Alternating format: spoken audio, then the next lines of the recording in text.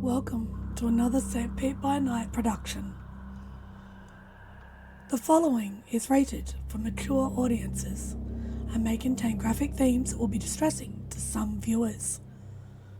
As always, we recommend you ensure the safety and well-being of yourself and those around you at all times. Viewer discretion is advised. In the heart of night, we rise from shadows, calling at the moon, igniting our battles, cleansing Gaia of an endless fight, until our final days we will fight. Thanks, man, we stand united as one.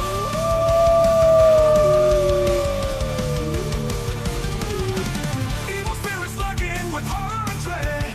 Little light leads us where the brave dare tread. Glory and honor, wisdom in our hand. Together we rise, take our final stand.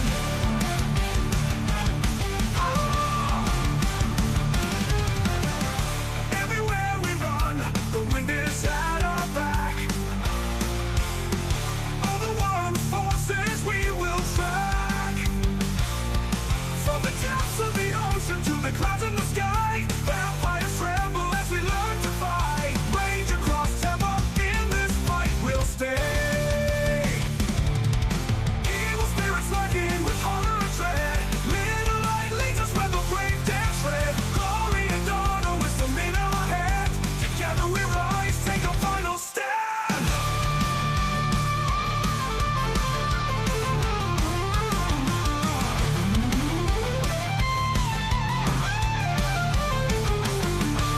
Rage across Tampa, in this fight we'll stay. Everywhere with the pack, let the night be our guide. In battles of honor, we shall never hide. Fuck you, never hide.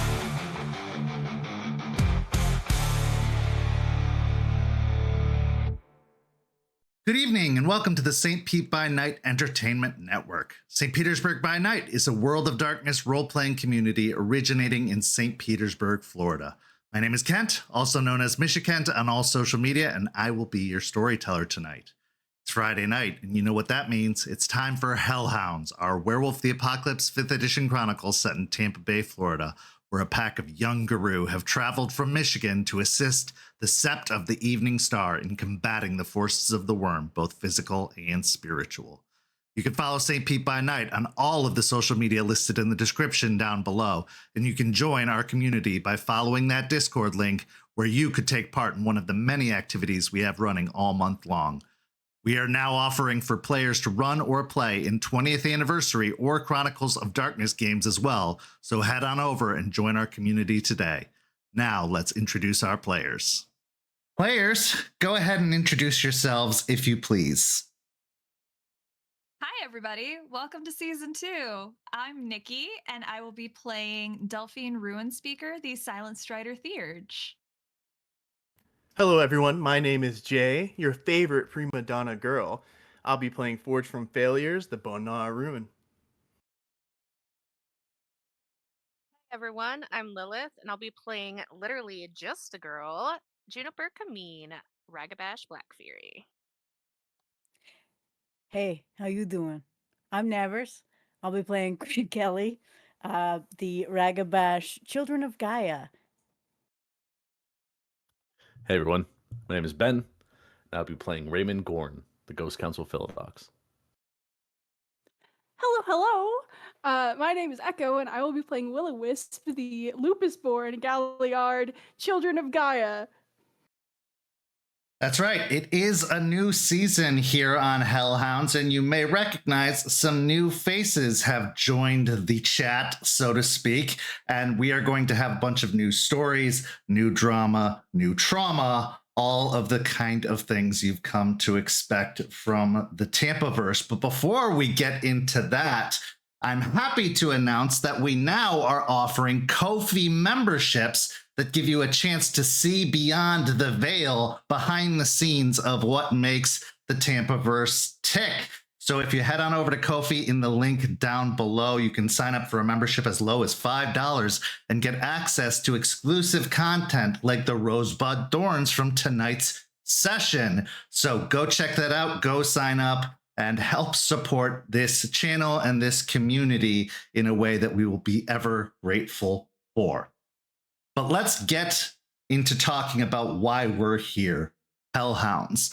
Last we left off, the Hellhounds found themselves at Piney Point. The attack on Piney Point with them and the whole Sept of the Evening Star, as well as some unexpected guests in the forms of various other Farah that assisted with the assault on Piney Point. It seemed like everything was going well for the pack and that they were handily taking care of business as they moved their way into the administration building at Piney Point, dispatching several infected creatures along the way. But then they got to the second floor, and here they encountered infected Garou and Vanessa. However, not just one Vanessa, as Delphine and Stakes broke away from the pack to head to the server room to try and get whatever information they could. Delphine discovering a massive secret in the form of the photo of Forged Child on the desktop of the computer, as well as the password, My Brother's Keeper, which ended up being the name of his actual brother. More secrets to be uncovered. Unfortunately, Delphine wasn't able to make off with that information as one of the Vanessas showed up and destroyed the server room before being dispatched by Delphine and Stakes, although Stakes would take a silver bullet for her efforts that she did end up surviving, thankfully, to some quick thinking by the pack. Meanwhile, Forged, Juniper, and Raymond ended up fighting another Vanessa, or OG Vanessa, as I prefer to call it, as well as two Rhinos-infected Garou. It was a battle, to be sure, but they did all survive. They were successful in their task, and they made it out. Now, let's get to the fallout of Piney Point and what comes after as we begin our new season with our first scene. It is the night after the assault on Piney Point. While the Hellhounds were successful in their mission, there's still a lot to be discussed, a lot to be dealt with, and a lot of loose ends to tie up. One of those loose ends comes in the form of their pack leader, Raymond Gorn, and his repeated associations with servants of the worm, including a worm spirit that he made a deal with and took into his own very form without discussing it really openly with the rest of the pack and putting potentially all of them at risk. So a decision was made to bring this information to the leaders of the Sept to try and find out what to do next and where to go next with this information. So as you arrive at the cairn in the evening, there's a bonfire burning in the same hearth as it usually is, casting a nice warm glow over the area. And with the chill that has been gripping the region as of late, it is a welcome comfort, even with the temperate nature of the Sept's cairn. But as you arrive, you find Aspen and Charles both standing near the carved wooden table that is the seat of power of the Sept of the Evening Star. I'd like each of you one at a time to describe yourselves and what you're thinking going into this meeting. We'll start with Delphine, then Forged, then Juniper. Delphine standing at a solid 5'4". She is wearing her usual baggy clothing, her hair tied back. She looks tired, especially since it's the day after the Piney Point assault, and she sustained considerable more injuries than the rest of her pack, other than Stakes, of course. But she had taken her own silver bullet to the stomach and is still kind of feeling it. So anytime she moves, she winces a little bit. She is, now that the stuff with Piney Point and Vanessa is dealt with, it's one thing that's finally settled and one bit of closure that they have as a pack, especially since Vanessa hung over them since hell, really. And while that concern is alleviated, now she has the ever-present concerns that still plague them. The Rick situation, the Ray situation, the Worm situation, and now the situation with Forge's kid, which she has yet to tell him about because there hasn't been a good moment to even speak about it yet. And it's not something that she just wants to say out in the open. She just wants to be able to tell him somewhere where he feels safe and where he has support. And she personally just feels that that's just going to be back home with the pack. Forge wearing the muscle tee, tank top, gray tank top with words that say "the man, the legend," with the man pointed up towards his face and the legend pointing down towards his abdomen. He is also he was also shot by a silver bullet, so he is trying to hide his pain a bit more than Delphine is. He wasn't as injured, but still was a rough mission for him as he tries to disguise his pain. He doesn't feel the same sense of closure that maybe some of the others do. For him, this did end something, but it didn't really solve anything that he was looking for. He doesn't know anything more about his kid. He didn't really beat the battle against Pentex here. There's still more. There's more battles to be had, so it just kind of feels hollow. Doesn't really feel satisfying. And rather than dealing with those emotions right now, he's just trying to put that to the back of his mind and not think about it at all and just focus on the now and just repress whatever he's feeling as he just walks on up and just hands in pocket, trying to look nonchalant and cool.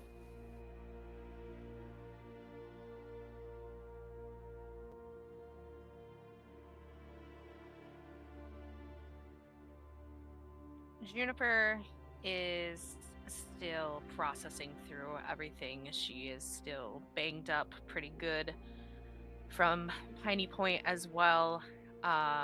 But at this point, she's still trying to process everything and still deal with the aftermath of it all. She is kind of, I don't want to say apathetic, but she's definitely just turned off emotionally, and much in like the same way that an EMT would if they were like on a scene and having to like work and fix everything. There's just kind of like a flow state that you get into, and that's where she's still at, especially in the aftermath of it all, and just trying to help out where she can and make sure that everybody is getting fed and taken care of while we're all mending our wounds. So she isn't struggling too much with it all personally, especially because she was able to save stakes and make sure that everybody got out alive. So she's just working hard and providing support wherever she can. And how is Aspen looking the day after Piney Point? Aspen's still in pain. She took a lot of hits in the Battle of Piney Point, but back to business as usual. She cleaned herself up, got herself presentable as much as she can. Still wanting to have the air of leadership because things still happen as the days go by, regardless of if you just made a big win or a big loss. Things still happen. And Charles is also looking a little more worse for wear as his suit looks a little bit wrinkled, as if he slept in it, having stayed the night at the cairn after the events of Piney Point to see to Jester's healing. So as the three of you approach the two, they cease their side conversation to address all of you, as you had reached out about having a meeting. Charles furrows his brow a little bit as he looks over all of you, noting the absence of your pack leader, but saying nothing.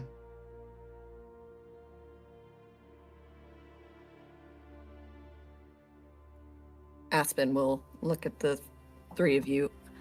Good to see you. How's everybody feeling? Look at the three of you. Where's Raymond? Delphine will look between Forged and Juniper and sigh a little bit. She did, before even looking at her packmates, she did kind of give Charles a little bit of a side eye, just because seeing a wrinkled suit is alarming. But she will look to Aspen and Charles and frown. Raymond is why we wish to meet today. We have concerns. I objected to it, but,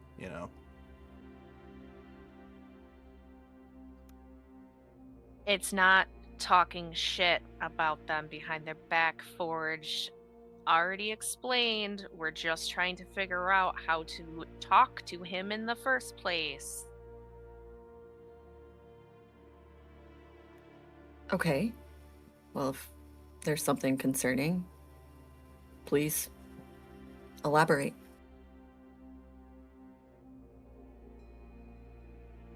We learned that Ray has been safeguarding a secret that we feel was too dangerous to keep. He was housing a Fomori, possessing the body of his friend from war.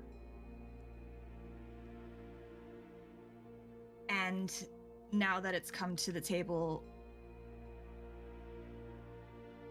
I have concerns, at least I have grave concerns about his capability of having a sound mind in this situation. He's agreed to help to do something about it, but...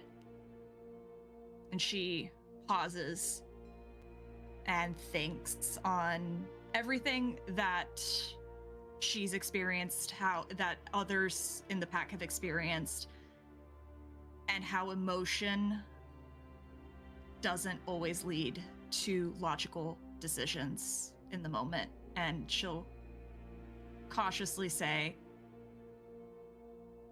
and emotions can run high in difficult situations.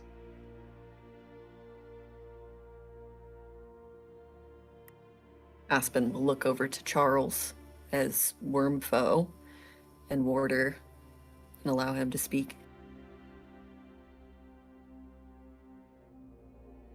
He looks both to Forged and Juniper and says, "And you both feel this way?"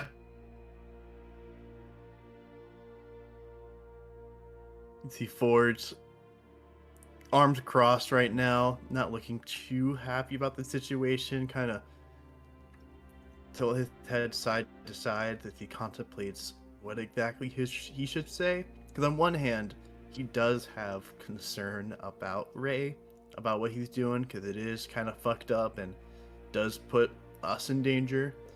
The other hand, he absolutely despises the idea of going to leadership to do something about this, and especially seemingly behind his back. So he's kind of battling those thoughts as he eventually says, Ray's doing some fucking stupid shit, but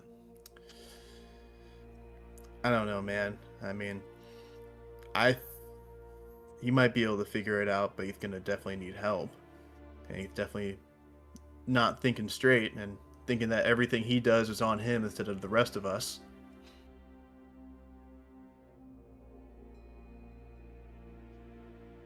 Charles contemplates the words for a few moments before looking back to all of you. And you've addressed the issue with him directly.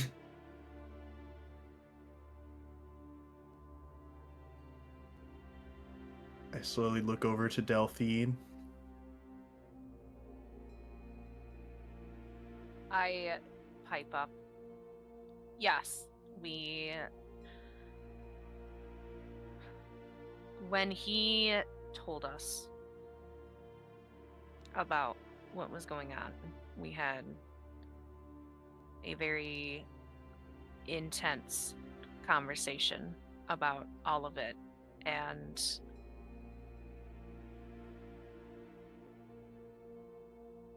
as much as we are supporting him, even I got a bit of the heebie-jeebies from some of his responses during that conversation and some of the decisions that he has made as of late are just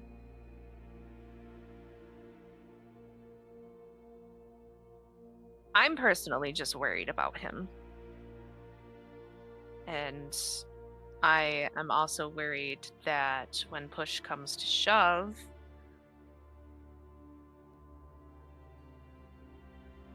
he's going to end up hurting one of us if his friend can't be saved.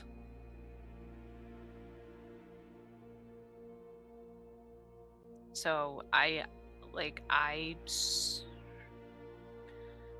personally just want to know how to navigate this, because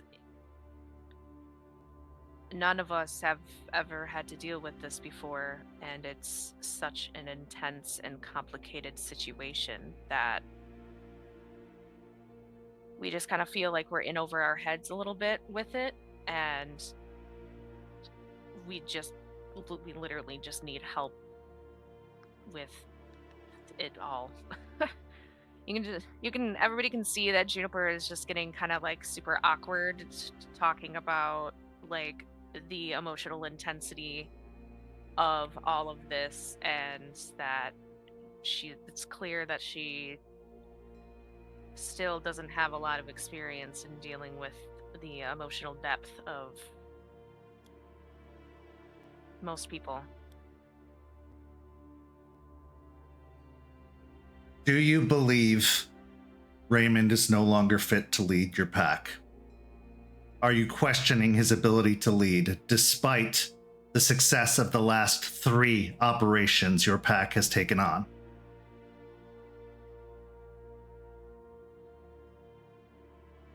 My trust is shaken. I'm not going to deny that. This is something that not just hurts him and his friend. It affects our pack. It affects the Sept. My question is, in previous issues within your pack, how were they dealt with? From my understanding, each one of you have had your indiscretions with the time you've been here. How was that handled?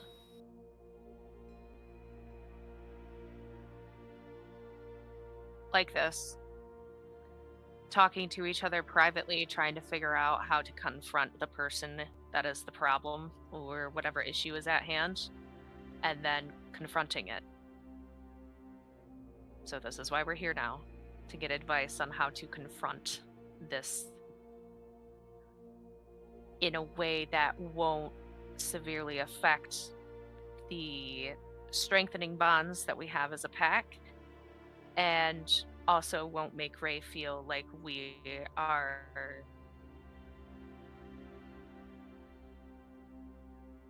trying to undermine him or make him paranoid, even that we're trying to take over or whatever. I don't know. We're just, like I said, just trying to figure out how to navigate this.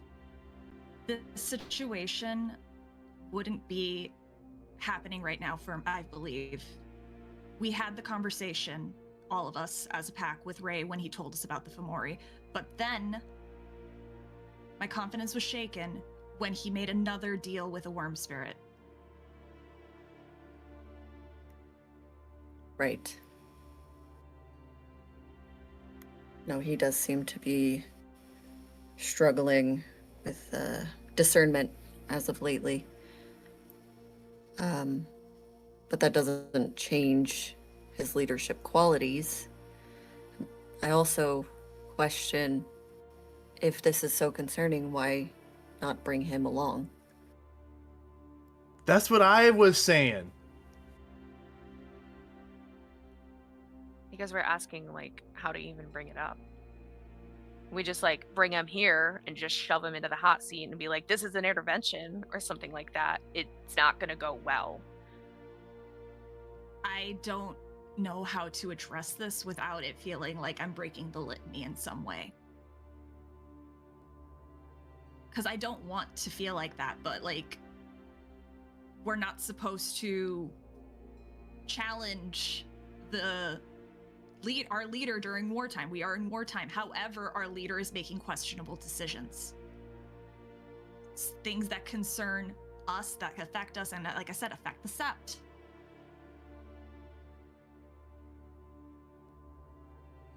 So I ask you again. Do you have confidence in Raymond's leadership or not? Don't dance around your answers. Yes or no. No, not fully. No. Forge looks to the other two for a moment, kind of almost a little surprised by that, before just saying, yeah, I think he just needs to be knocked upside the head enough to start thinking again.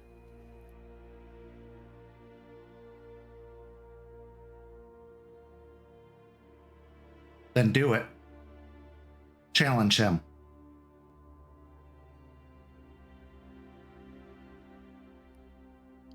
Forge looked a little shocked, like, and I won't get in trouble this time. And the last time I did that, I got in trouble, but can I do it this time?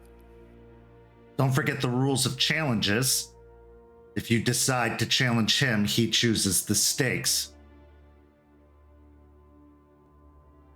But that being said, if you have a grievance with your leader, as your true leader, and he looks towards Aspen, is not the one being challenged, settle the dispute yourselves. Yes, as your warder, I am allowing for the right of challenge in this matter. But when it ends, it's dealt with.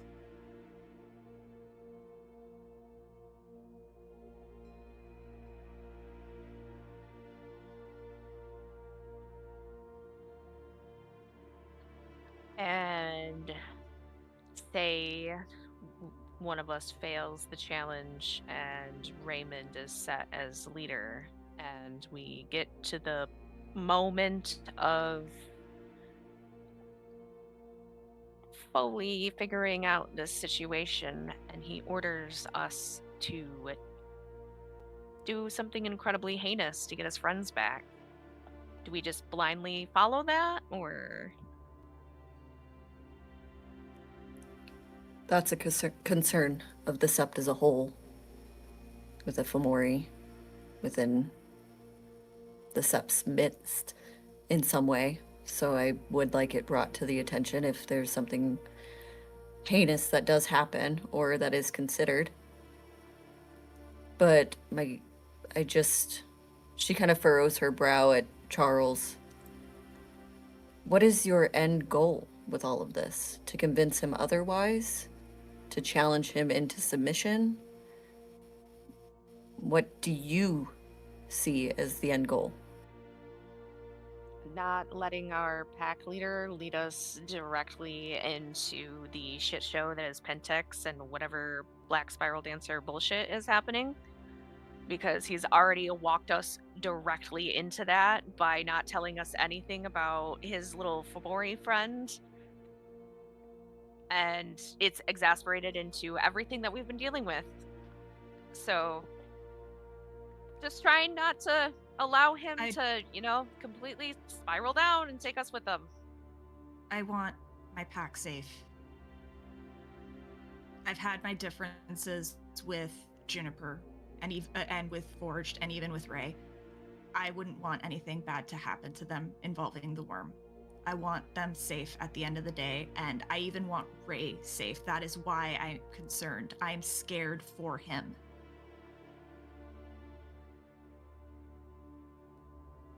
Did he not lead you into the belly of Pentex, as you put it, just yesterday? And you all returned unscathed and successful?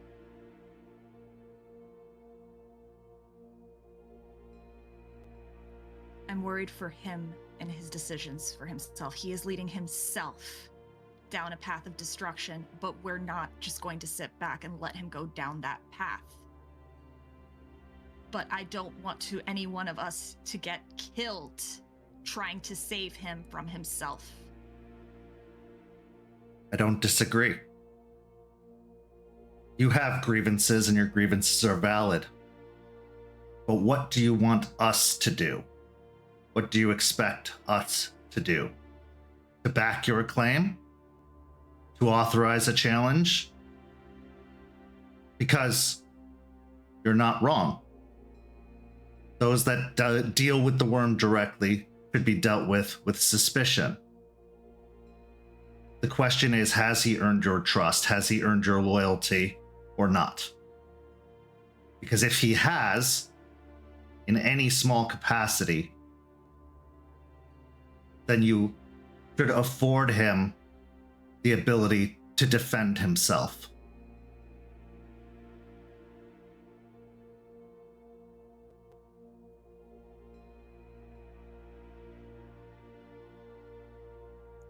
Forge nods along to this.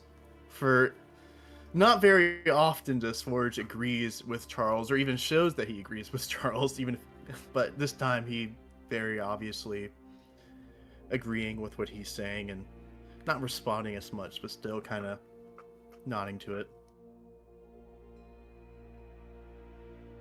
I mean no disrespect to anyone, even Ray, but this was uncharted waters for us. You constantly bring up how we are young. We simply wanted guidance. And here it is. Deal with it. If he is a threat to the Sept, if it turns out that his dealings are causing issues for us, then yes, we will intervene. But from our perspective currently, no issue has become too great that this Sept needs to intercess in the matter. I know of the Fomori. It has not become too great of a threat yet to be dealt with. But I have also told Raymond to deal with it.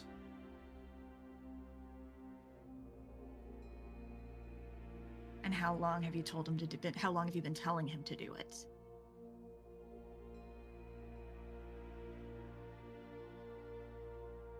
How long, Delphine, did they tell you to get off drugs?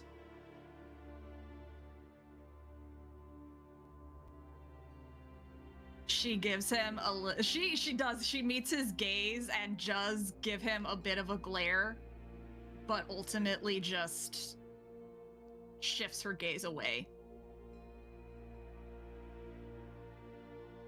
You're not wrong to seek guidance.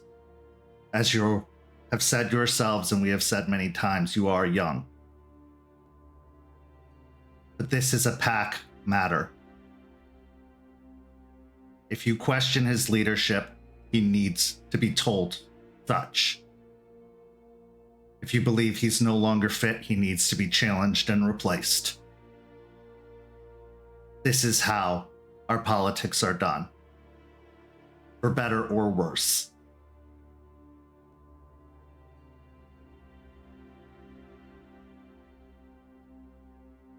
I would not ask you to put your lives on the line needlessly, and if he is a good leader, if he is the leader that you believed he was, he won't either. But if you believe he's going to, if your faith is that shaken, he's the one who needs to know it, not us.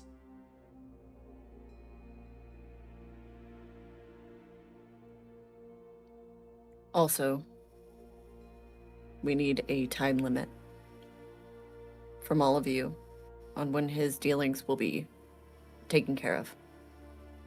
Or we can rediscuss this conversation with him present about his leadership.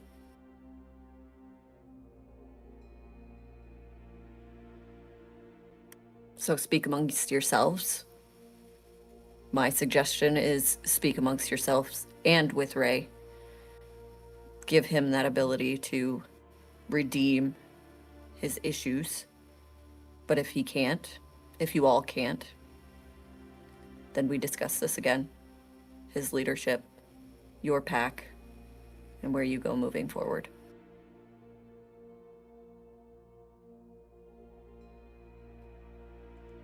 Forge will kind of consider something to say out loud.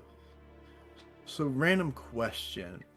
If he does decide to do something incredibly fucking stupid, like in the moment, you know, with this Mori stuff, can I beat his ass to get him to not do it and not get in trouble? Like, you know, do some real crazy shit. I think in some cases, if it does become heinous enough, you would be, if you were living in the parameters of combating the worm, that's a discussion to have. If you were overzealous and took it too far, that would be another conversation forged.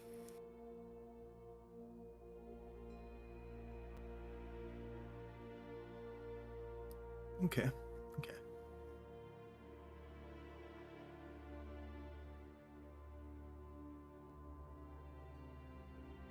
Like I said, you've done nothing wrong in looking for guidance, in asking these questions. In fact, I will admit I am surprised that this was the course of action you chose instead of behaving rashly or recklessly. So to that, I applaud you. I do. But we are not the ones to resolve this. You are. If you can't follow your leader, then they shouldn't be leader. I understand where you came from. Your leader was chosen for you. You're not there anymore. You don't answer to them anymore.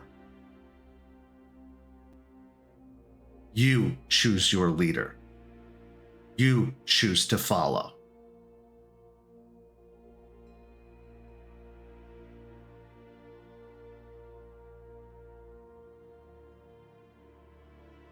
Delphine nods slowly, looking to her packmates to gauge their reactions.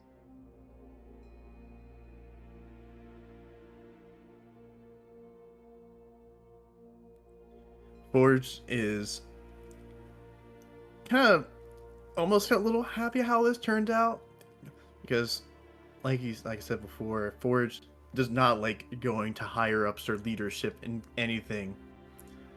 So the fact is that the whole conversation pretty much turned out with snitch it. Why are you snitching? Deal with it yourselves. Makes Forge feel validated, as he's not paying attention to the other parts about how they should have done this. He just wants to focus on the part that he wants to listen to, as he kind of considers everything and considers what he should do next.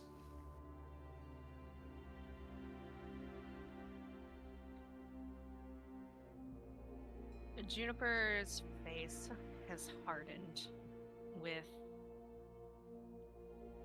a level of inner resolution, and she is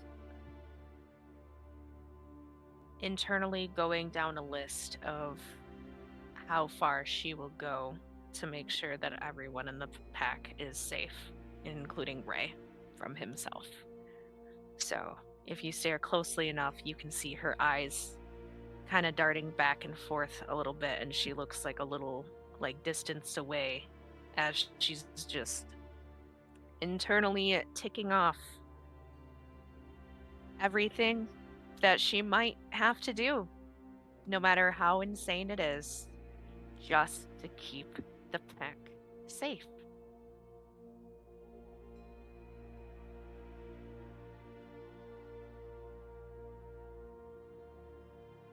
Those that follow the way of the horned serpent, the Ghost Council, they've always been an inquisitive sort. Intellectuals. This has also led to them doing some questionable things as a tribe.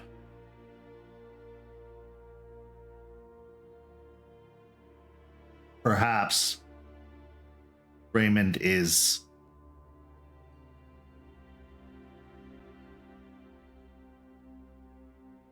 being influenced by his nature.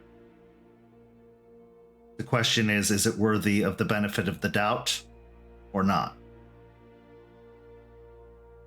Your claims are valid, and if there is argument with those claims, we will back them.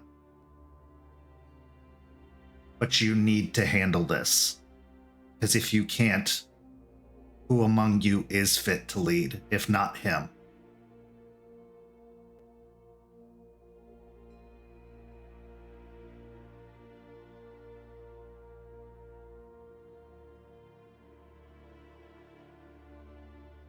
Delphine sighs and dips her head respectfully to the two of them, heeding their words and their advice in all of this. We will speak with him. I have a quick question. I'm sorry. Can it only be one person? Do we have to follow the archaic law of one person gets to lead the pack? Or I don't know, maybe have it be more multiple people get to lead, be the leaders, instead of just one person? Is that an option? Leadership can get messy when several people are in charge. There's usually a chain of command in some sorts. But having multiple leaders when there's a decision that needs to be made, when there's a lot of voices, it gets complicated. So one leader is the best fit in most of these situations, especially in times of war. In the moment when a call needs to be made, someone needs to be looked to make that call. How you discuss things, how you plan, that can be a little more democratic, I suppose. But also, that leader lives and dies by their decision. They take the responsibility of the entire pack upon themselves and whatever happens to it. I've known Raymond for a year now, and I can tell you, he does take that into consideration in the discussions we've had. It weighs heavily upon him. But also, keeping secrets is bad business. But it isn't a secret anymore, is it?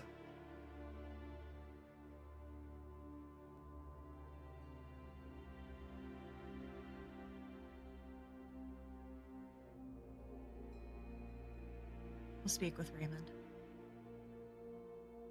And if needed, we will do what needs to be done. If it gets bad enough, the Sept will be the first to know. You have all come into your own as Garou over this past year in a multitude of ways. With sacrifice, with difficulty, with education. This may be one of the most difficult challenges you will have to face in your development, but it is one that needs to be done. Because try as we might, Aspen, myself, the other elders won't always be there to help. This is your time to come together or fall apart as a pack.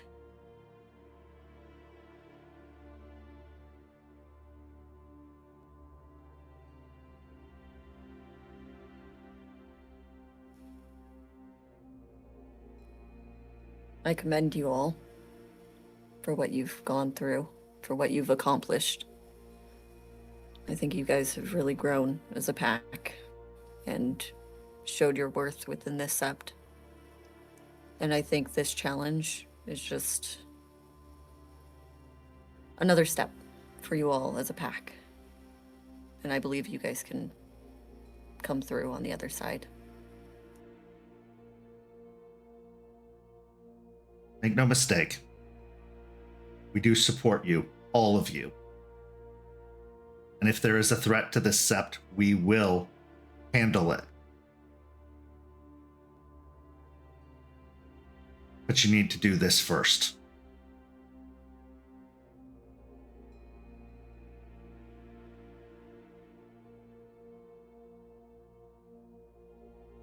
Forge looks like he wants to say something to Aspen, but then his eyes glance over to Charles, standing there, looking a bit more rumpled than he normally is.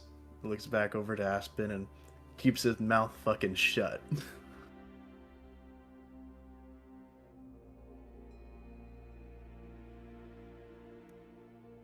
Other than this issue, is everyone doing as well as they can be?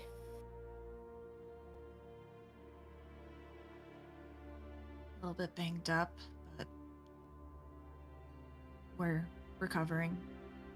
I'm helping Eliza with the healing. Good. She'll look to the other two.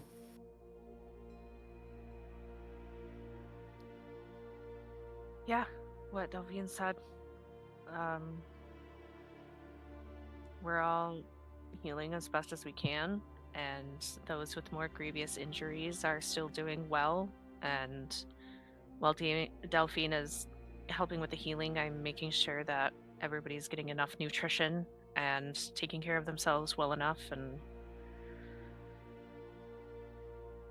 it's a bit slow of a process than usual, but all things considered, and with how crazy it all was, I'm surprised that all of us even made it out. At least most of us. The rat can get there. She trails off. We are working with the Pharaoh. The matter will be resolved. We are grateful for their assistance in the conflict, and we will make sure they are aware of that and that their loss isn't taken for granted. Tomorrow is a very important night for this Sept. It is a time when your loyalties will be questioned and decisions will be made.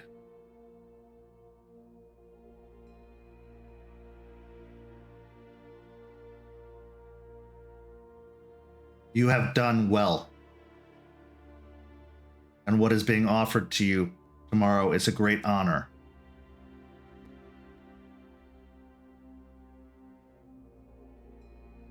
So take this time, take the rest of this evening and the day tomorrow to consider where your priorities lie, where your loyalties lie,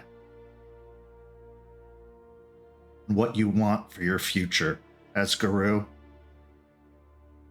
as members of this Sept, as warriors for Gaia.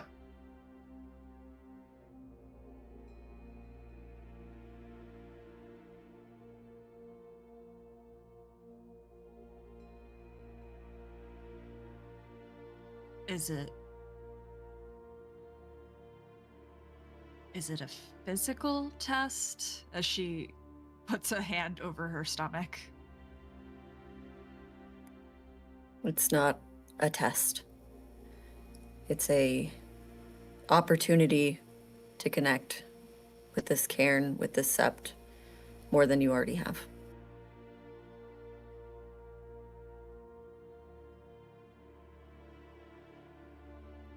That sounds a little strange, but all right.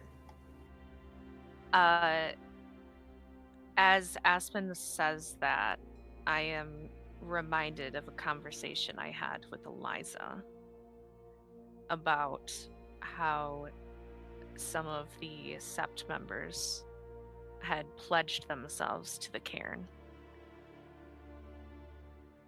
And how, like, their soul is basically bound to the Cairn. And that after they die, they're gonna remain there to guard and protect them. Is that... Can I make an insight check to see if that's what Aspen is referring to? No check necessary. Based off of the time of year of what has been mentioned, it's pretty easy to connect the dots based off of what you've learned.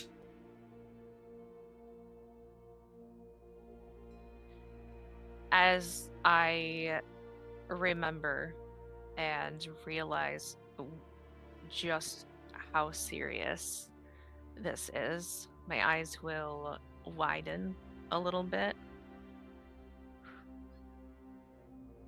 And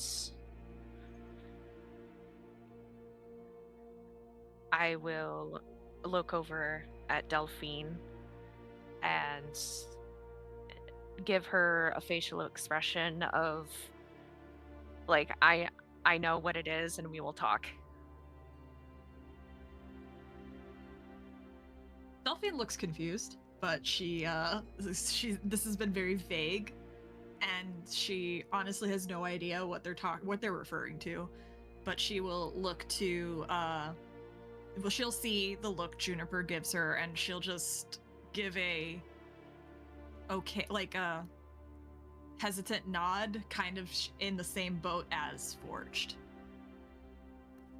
Seeing the confusion in the faces of you all.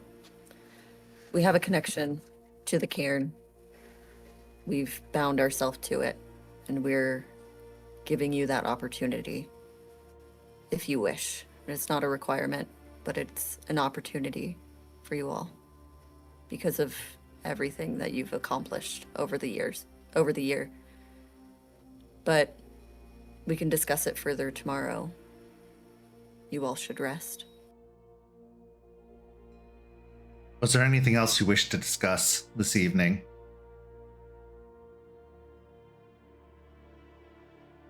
She thinks for a moment.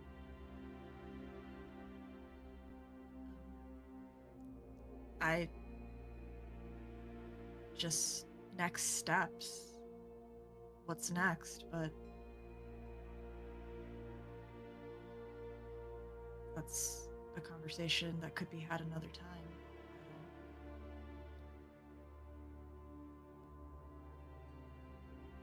Figure out your concerns with your leadership, and we can discuss next steps after that. You have earned a great deal in the eyes of the elders and the leadership of the Sept. The future can be fortuitous, but you need to be able to move forward together without questions of who you're loyal to, of whether your leader can lead or not. That needs to be dealt with, or there will be no future.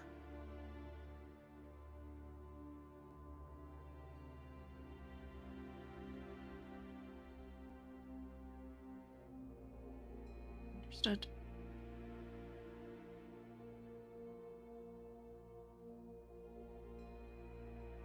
Charles looks towards Aspen and nods, then back at the rest of you. Very well. I know you may not have received the answers you were hoping for, but they are the answers nonetheless.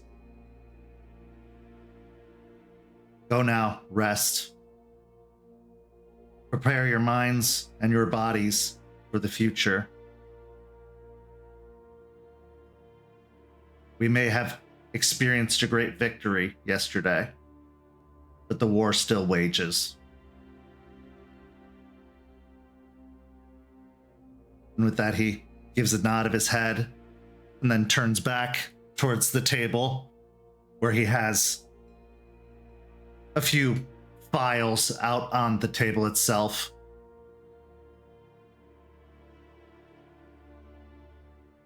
Aspen smiles to all of you as she turns her focus back to Charles, seemingly wanting to discuss a few things.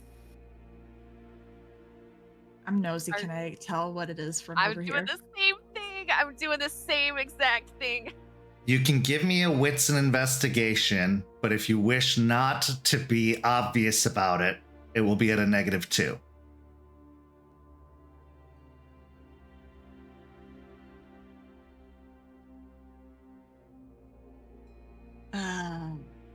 I'll do it.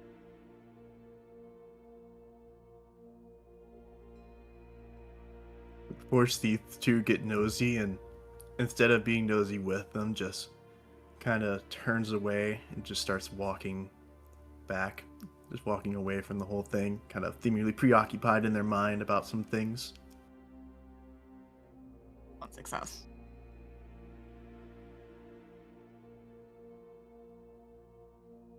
Okay. One success, Delphine, you really can't make out anything. What you can see at a glance looks to be maps or perhaps aerial photography, like satellite photography of certain locations, as well as handwritten dossiers of some kind. But that's all the detail you can make out. And I'm assuming Charles notices. No, he doesn't make a move. Okay. That's just what you saw from standing far away, not moving towards them or advancing. If you didn't take the -2 penalty, then yes. But Okay. All right. Yeah. Juniper, what'd you get? I got 2 successes. I'll say you're able to make out a couple of more details than that. You can see that at the top of the handwritten dossiers appear to be a variety of Sept names. Sept of the North Country, Sept of the Green, Sept of the Unrelenting, as well as locations as to where they're located: Vermont, Colorado.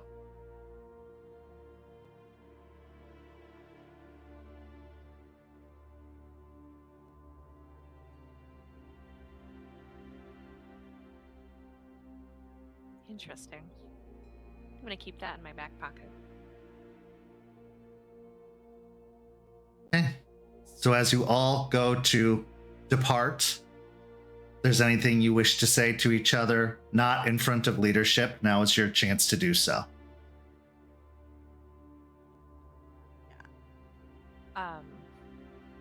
Delphine, I remembered a conversation that I had with Eliza when Aspen was talking about this opportunity that's going to potentially be given to us. She told me that some of the members of the Sept have like kind of basically pledged their undying and unwavering loyalty to the Cairn itself, and basically bound themselves to the Cairn so that if and when they die, they will stay behind to continue protecting the Cairn and Gaia. And that whole part of the conversation just now just screamed soul bond at me, for lack of a better term. She ponders this and looks at all the trees around them. Well, that probably explains all of them.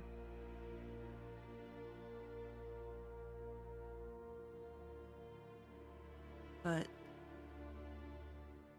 she looks between Forged and Juniper. I think the more pressing thing is Ray.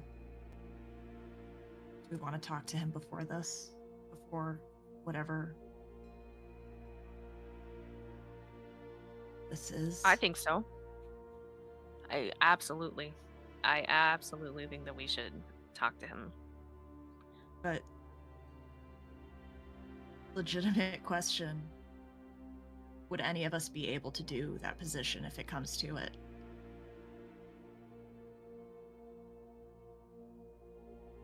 I don't think that either any one of us, Ray included, can fully do the job by themselves. But which one is why I person asked. Yeah, well, but that's not how any of this works, Juniper. One of us would, in name, have to be the pack leader. And that is a decision we would all have to make together.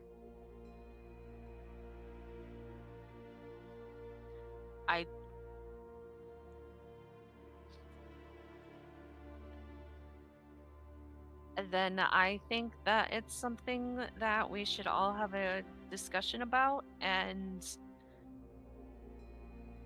figure out as a team. You know, Charles is right. We're not at the Hell Septs anymore. Ray was chosen for us. They barely knew us. We barely knew them. Ray seemed like the most competent person out of all of us at the time. And now here we are. He had the biggest secret of us all. And it fucked us. It fucked us so bad. We all had shit. We all had shit. You too. I had it, and so did Forged. We all had secrets. He just took longer to tell us. Forge is like since he like walked away a little earlier, he's still like kind of standing a little bit ahead of the other two, mainly because he doesn't want them to see his face right now, as the mention of the mission of the Ratkin just only brought up those memories he's trying to avoid with everything in his being. The image of his body, of the body of Vanessa and body of the Ratkin just kind of staying in his mind. That he looks almost sick. He takes a deep breath and turns around to the other two, trying to push the image out of his mind. Alright, look, someone's got to make the decision, alright? Look, Ray doing some dumbass shit, but it doesn't mean that we have to sit here and talk about him like he's the devil or that he's, you know, not fit to do the shit he needs to do. And, I mean, he's done stupid shit. He's got a real fucked up secret, but you tell me that if your best friend was in a similar state, you wouldn't try and save him? I mean, I'm looking at my best friend, and she's staring right at Forged. And honestly, between the two of us, he'd be the one most likely to do that, and I would forgive him.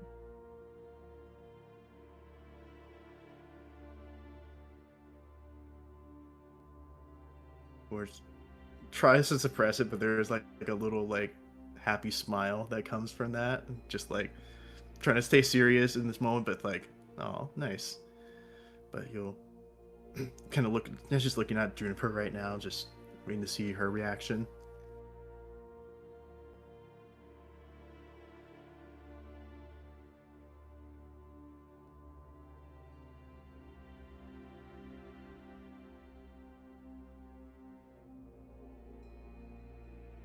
And you killed for your people, man. I mean, you wouldn't do the same thing Thief did if you could try and save them?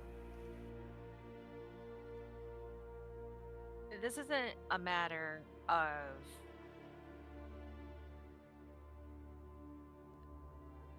you know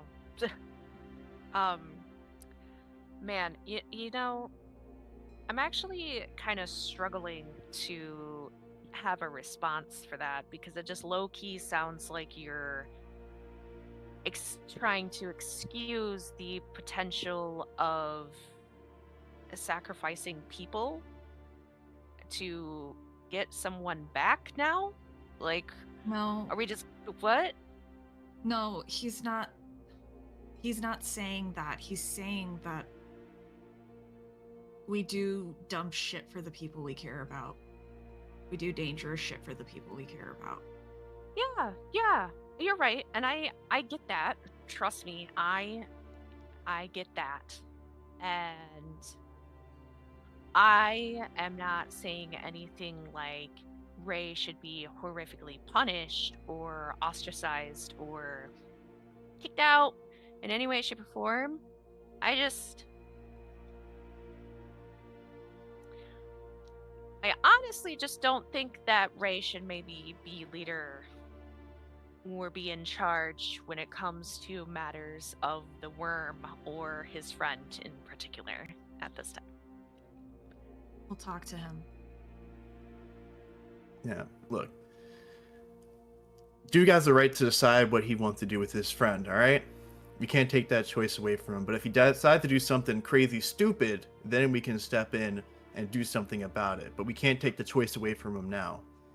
You saying that you would want the choice of your family be taken away from you before you could decide anything? What if Delphine's choice of getting clean was taken away from her before she could do anything about it? You think that Delphine would appreciate being forcefully Forged. That did happen to us. Yeah.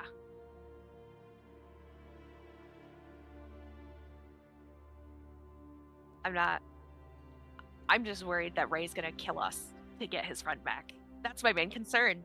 I'm so terrified. Okay. Then we make an agreement between us, then. Stake's already made one with him. We make an agreement now between the three of us. If it needs to be done, it gets done.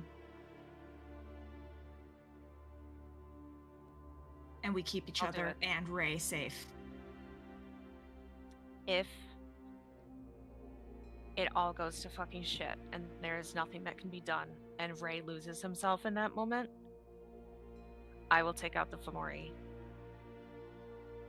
I will do it. I will be the bad guy. But I'm not going to allow any one of us, Ray included, to go down a path that they cannot come back from. Just for something that, as fucking awful as it's about to sound, is already a lost cause.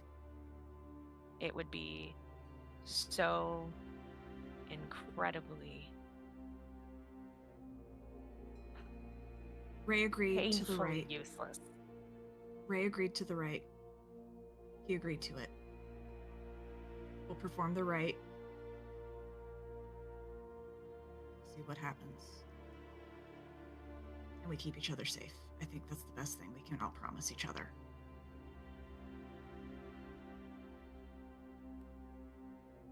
Or does not look happy by this conversation, kind of shaking his head, arms crossed. As he'll just say, like, y'all know that I do whatever to keep you guys safe. I mean, I'm not gonna let some fuck ass, Fomori crazy looking motherfucker to do anything to us, so.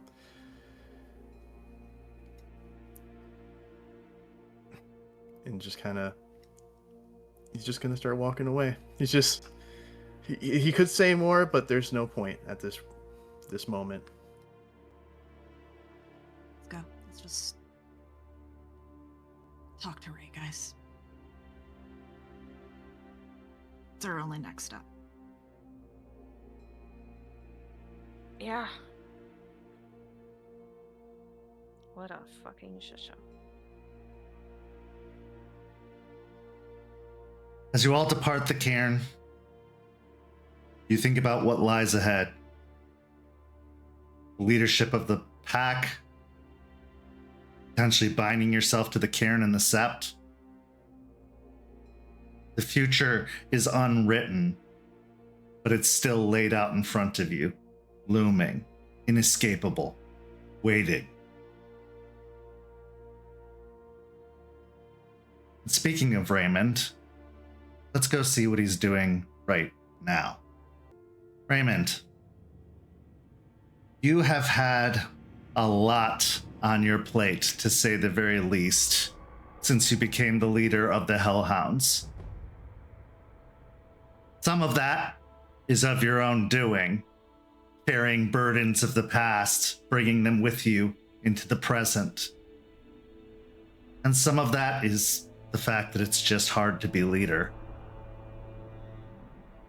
Now, the Ghost Council are renowned for their wisdom. And some of your decisions of late have been questionable in terms of wisdom. So you've made the choice to seek out your patron.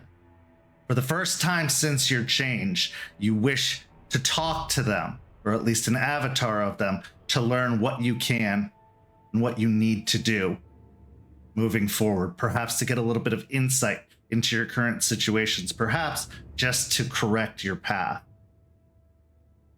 But one way or another, something needs to be done, and your conversations with spirits haven't necessarily gone the best as of late. So I ask you, how do you wish to approach contacting the Horned Serpent?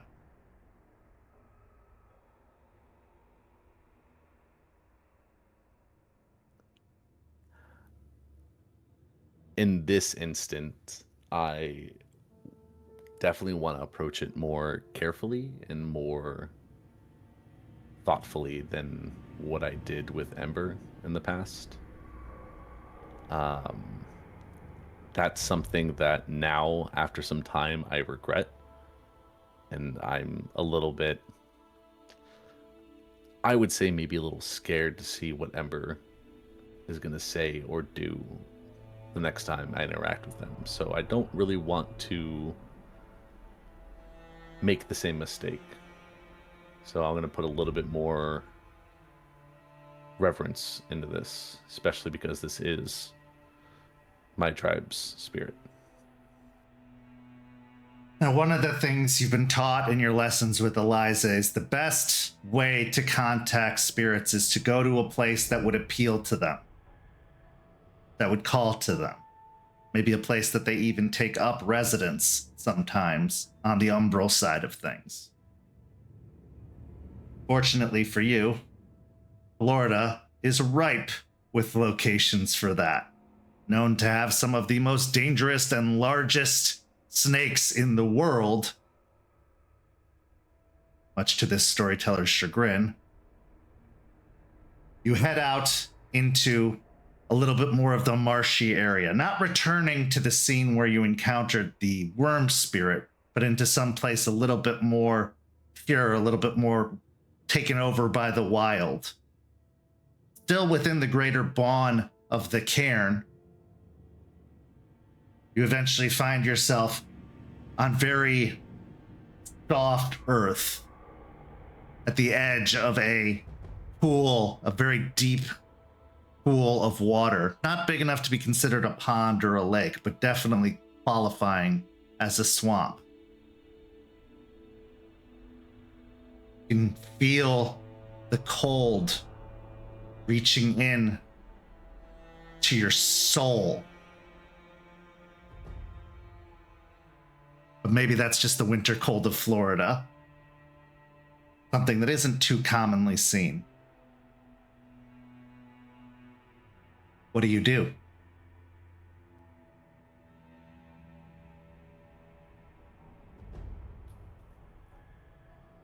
I've never contacted Horned Serpent before, so, and I don't have any real experience or stories from other Ghost Council on how exactly to do this.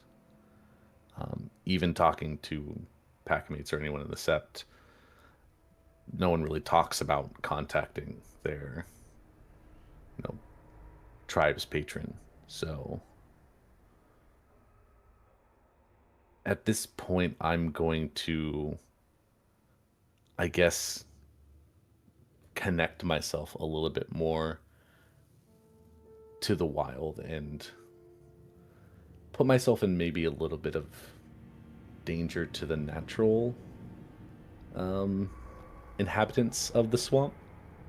And I'm going to take off my my boots and roll up my jeans and actually step into the murky water and kind of not caring about what I disturb in this, because maybe that might connect me a little better. And I'm going to just walk out into the swamp about knee deep. As you wade out into the water, as soon as your bare foot hits the surface, it is frigid cold. But as it sinks below the surface, it finds squishy mud and sand down at the bottom, your foot almost sinking in. And takes a little bit of effort for each step as you go, as you almost have to pull it out of the mud that is grasping a hold of each footfall. Occasionally, where the water is a little more shallow, it'll make a sound with each step. But eventually you find yourself at knee depth. You can hear the sounds of nature all around you. Animals off in the distance.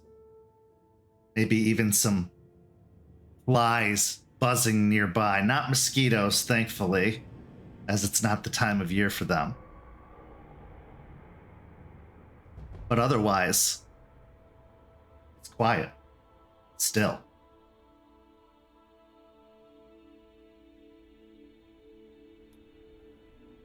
Standing there, listening to everything around me, I will close my eyes and just wait. I've always been one who is always looking and trying to see what is hidden. And so I'm going to, I guess, rob myself of that in the moment and just close off that sense. Give me a wisdom and persuasion check. You are at rage 1.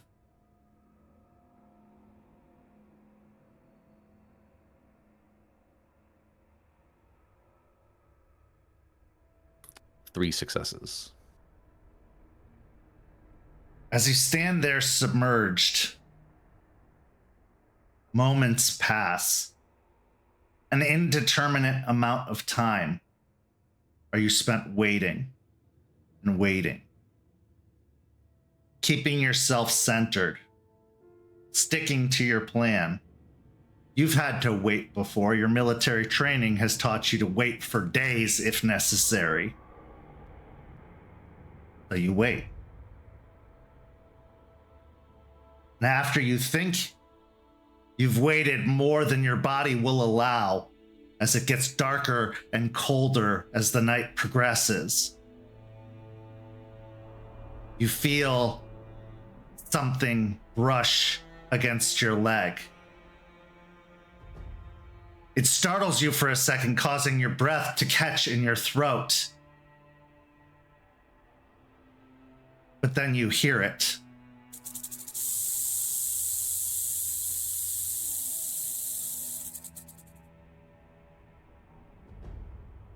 And as you go to open your eyes, you see, floating just upon the surface, a serpent. A large serpent with scaly horns emanating around its crown. Its eyes showing the same predatory hunger that most creatures of its type would bear.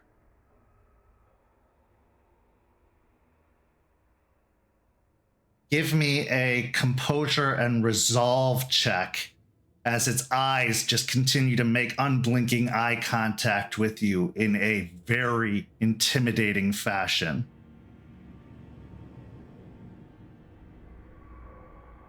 Four successes. Holding your ground. Again, time passes. The serpent unmoving, you unyielding, unwilling to give ground. And then the voice comes to you.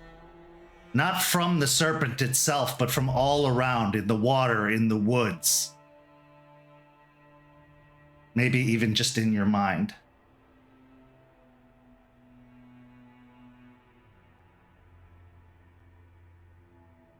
What do you wish, child?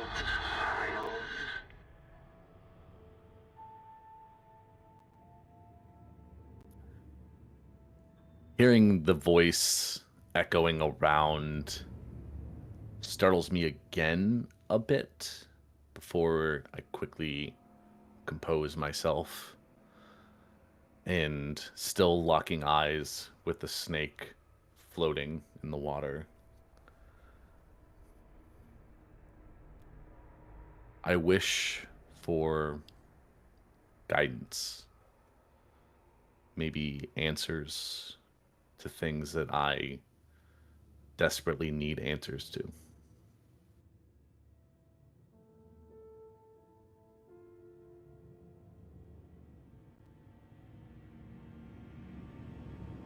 It studies you before its head slightly cocks to the side, and its lower jaw drops, almost unhinging, revealing two very long fangs.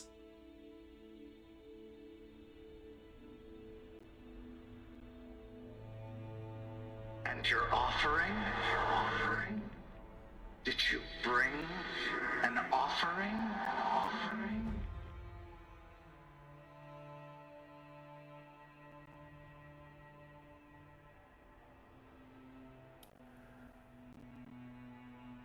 Or is your offering flesh?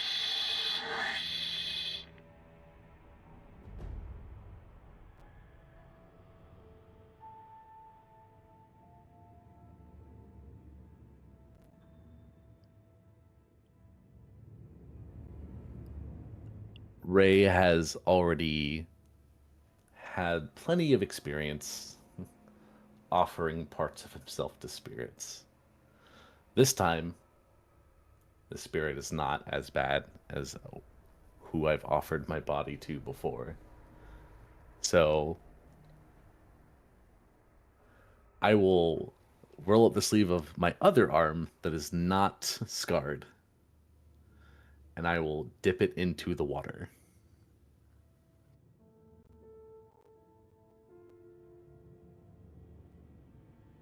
As you do so, your arm entering into the murky water, you see the serpent disappear beneath the surface, and then awake as it roils towards you.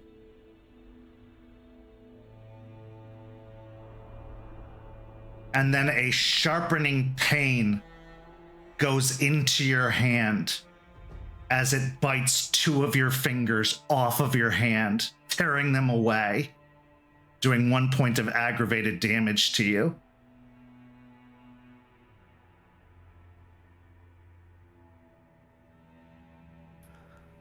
I grimace and clench my teeth from the pain, watching, even through the murky water, the blood spread out. And then after a bit, I will pull my hand back out. What fingers were bit? Your pointer finger and your middle finger.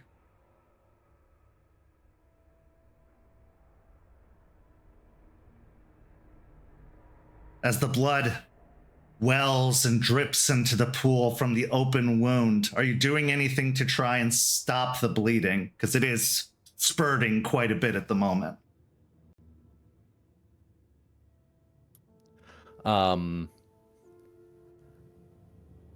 I will rip off the bottom of my shirt and just wrap it around the wound. Give me a dex and medicine.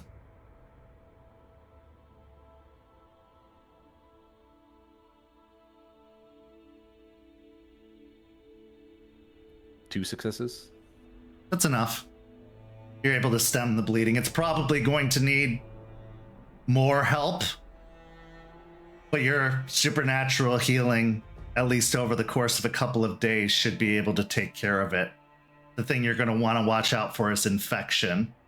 So maybe doing something to help that in the short term would be helpful when you return. But overall, it should hold for now. At this point, the serpent emerges from the surface of the water again.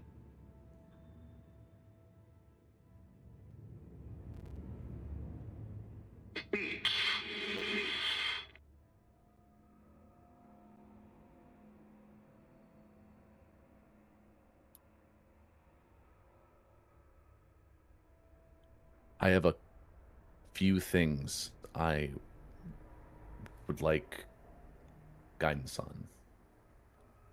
The first is, as I'm sure you're aware of, is the relationship between me and my friend Jordan and the outcome of that. Am I making the right choice? Because at this point, everyone that I've talked to about it, I keep pushing to save him, but everyone says that it's impossible and that it's too far gone. And in the last time I saw him, I almost made a decision that I never contemplated ever before. And I don't know if I'm doing what's right at this point. The serpent makes a strange chortling sound. You can see bubbles emitting from the water from where its mouth is just slightly submerged.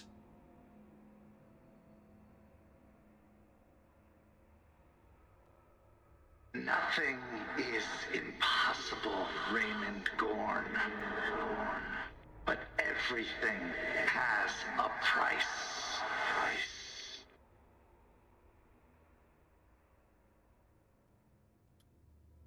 I've stated multiple times that I'm willing to pay the price, but I'm starting to worry that I am not going to be the one to pay it. That my decisions, that my strength to try and pull this off is going to cause something to happen that I can't take back, or that would ruin everything that I've built here. And now I'm struggling between the two.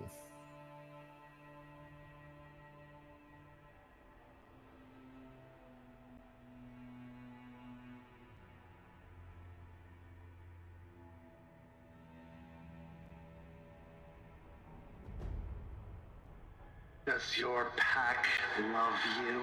Love you?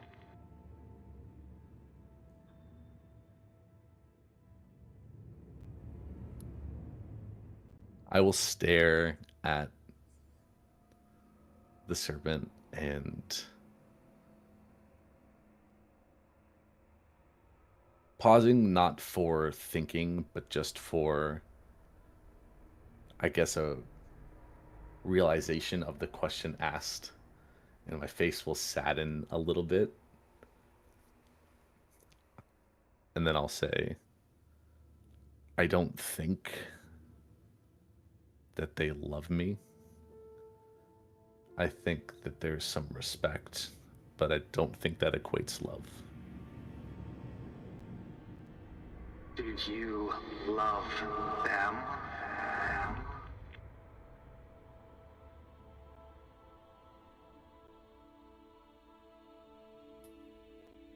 At this point, I'll break eye contact with the snake. And staring at the murky water, and if there's still any blood still there in the water, I will watch it for a few seconds.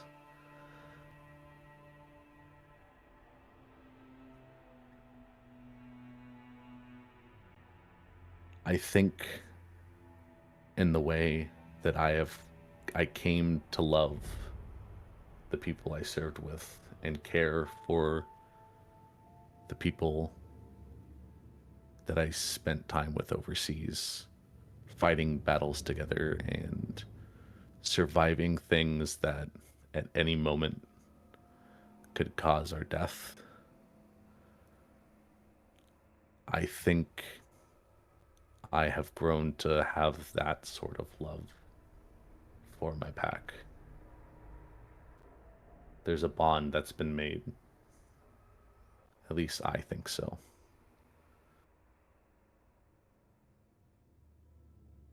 Is that love? Or is that shared trauma?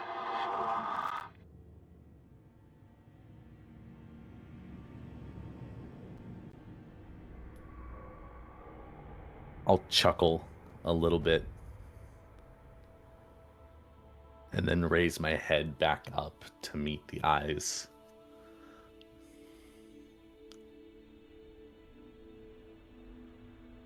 I mean, why can't it be both? Why can't one cause the other? But is it both, Raymond? Is it both for you? Truly.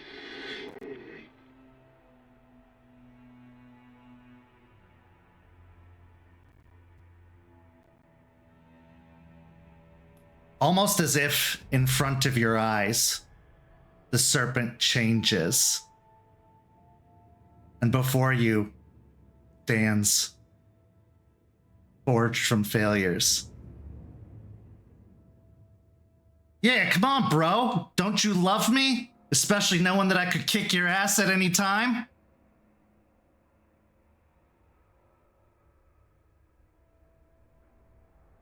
What's not to love? You see all of this.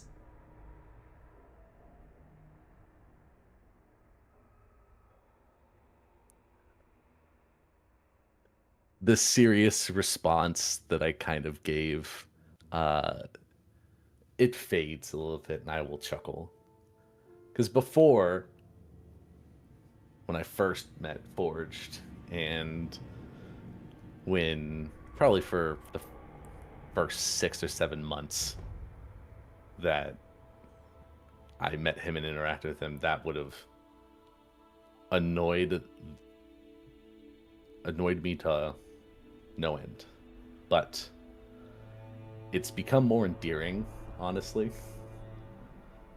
because I know it's not coming from a place of,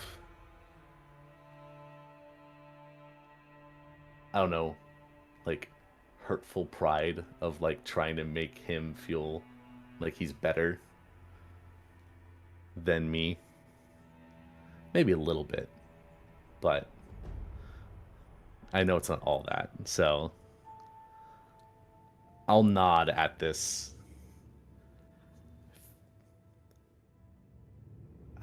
don't know, image of forged.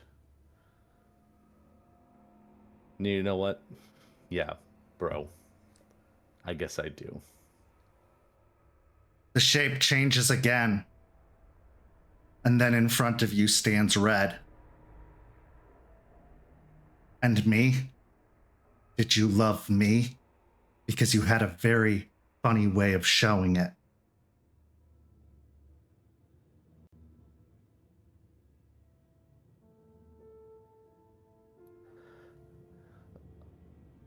A look of sadness will cross my face, but not the sadness I would have showed months ago.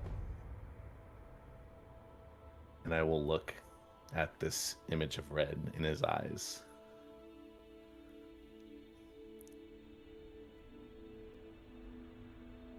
The last time we met, I said some hurtful things, and I said things that I regret. But I've already talked to Red, and I've already resolved those issues. Because I died, right?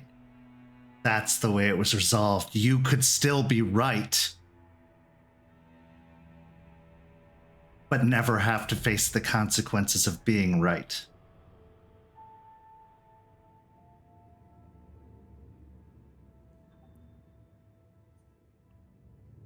No. That's not the reason. I talked to you. I talked to him. You can say, what you want to twist what was said in the past, but I know that Red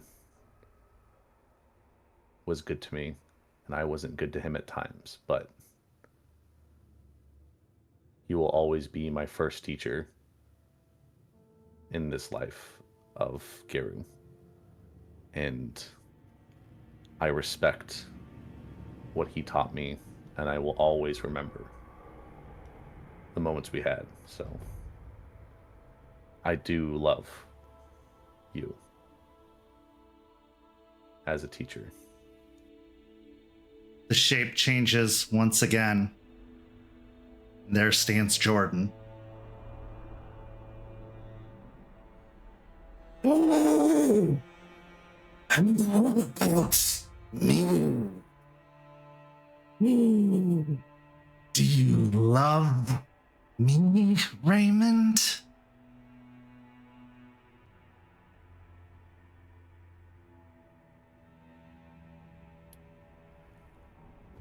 A slight look of shock will cross my face because I wasn't expecting this to pop up. I thought maybe my other pack mates would be the next image, but the shock turns into sorrow as I look at Jordan. Look at what he has become, and maybe for the first time because I'm not in the house and I'm not caring for him in the moment, I guess really look at him.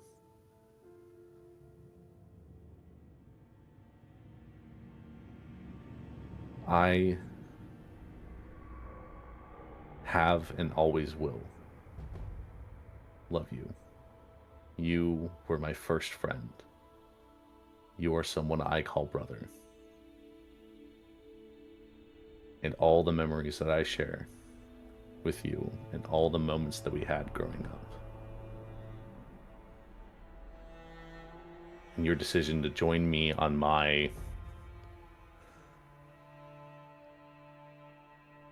decision to join the army and follow me, to stay by my side and be with me, is something that I will always cherish and love about you. Because you are my brother. The shape changes again, while still maintaining its frail quality you see Delphine, but not the healthy Delphine. The drug-addled, sickly-looking Delphine. You only loved me when I got fixed, didn't you? Before that, all you could do was judge me.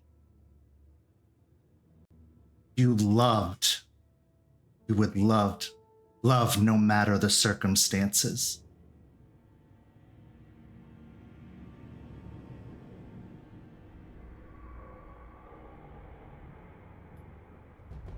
I can't deny that I judged you in the past. Judged your decisions and judged your reluctance to quit.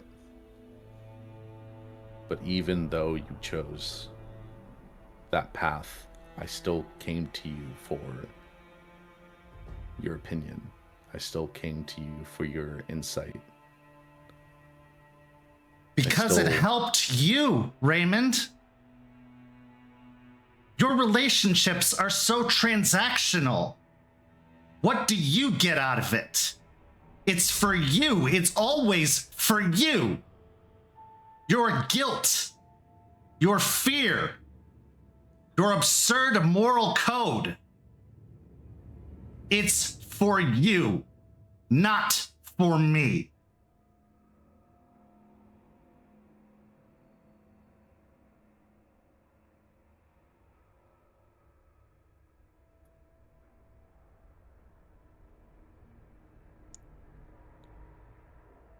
I would love to argue about that. I honestly would.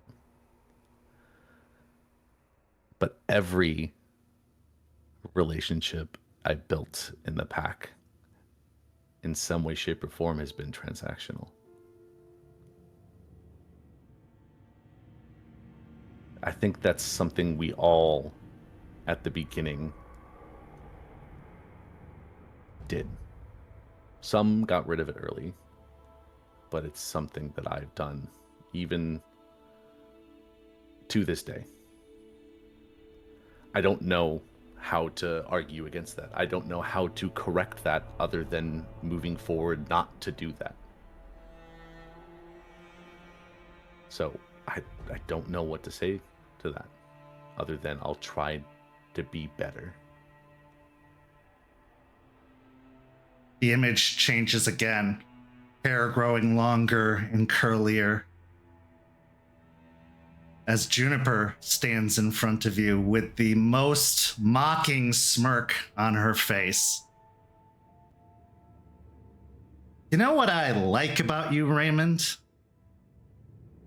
It's the same thing I hate about you. How alike we are. Hypocrites, both of us. But here's the thing. As long as we think we're right, it doesn't matter, does it?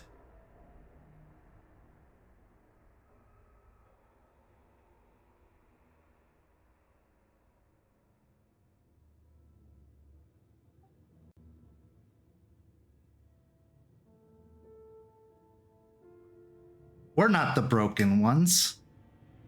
They are. They're the ones who need to be fixed. And if not fixed,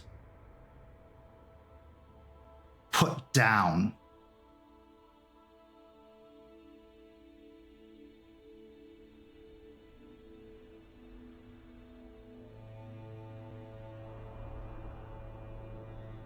We all need to be fixed in some way. And at this point, I'm not going to hide that. Because if I do, I will go back on the promises I've made recently. If I didn't go to the pack and ask for help, that's me not acknowledging the fact that I need help and need to be fixed. That my situation needs to be fixed. Because it does. Did you tell us because you wanted help? Or out of self-preservation, knowing that we would find out eventually?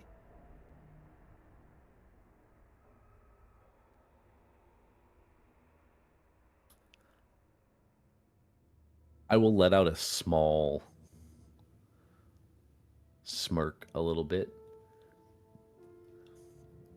And to that last comment say, I mean, you almost found out within the first month, but you didn't. And I'm not saying that that's because I was good at hiding him. But in the past, I would have said it was for self-preservation because I don't want to be perceived as... I didn't want to be perceived as weak because I was earning your trust. I was earning your respect. And if you found out early, then that would have broken all of that. It may still have already broken it, but this is something more for help. Respect, Raymond. You can tell everyone you respect them. You can make a show. But you think you're better than them, even now. You think you're better than all of us. Veteran soldier, served his country, helping his poor friend. Who's better than that? In fact, if this were just a few weeks ago, I think you would have sacrificed one of us in an instant to get him back.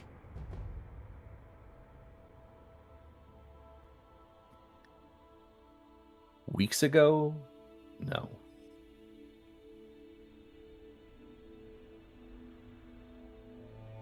Months ago? I wouldn't put it against me. But to your first point, I mean, sure, I'm a veteran that served my country and is doing what I can to help my friend, but everyone that I know in the pack deserves respect. Delphine got over her addiction and is working towards staying sober. That's something that should be respected. Forged changed his name and is no longer what he used to be. And he's changed and gotten better as a person. That's something that should be respected. And you overcame in some way what you did to Delphine's parents. And you reconciled with Delphine. And the things that haunted you from the past no longer haunt you. Because you overcame it together with someone that, in my opinion, I didn't think both of you would have gotten together and gotten along at all. But you guys did. And that's something that should be respected.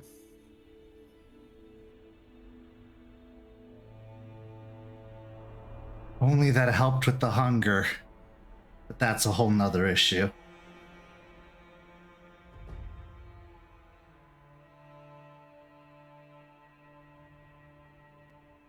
The image changes once more.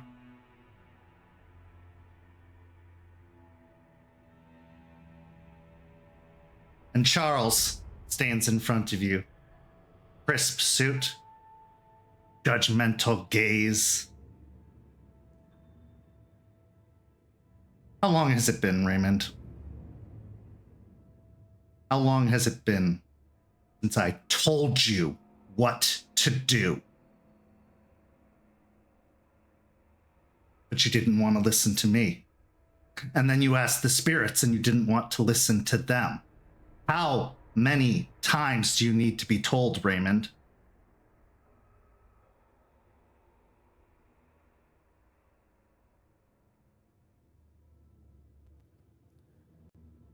It's been a while. I won't argue on that. I put it off a lot longer than I should have.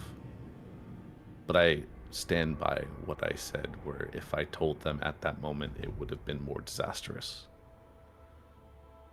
And yes, you told me what to do. Ember told me what to do. When I told the pack, they told me what to do. And I'm beginning to understand why you told me. But at the same time, if I do that, I would be giving up, in a sense. Everything that I've worked towards is gone, and that goes against what I stand for. Wouldn't that be just giving up after everything?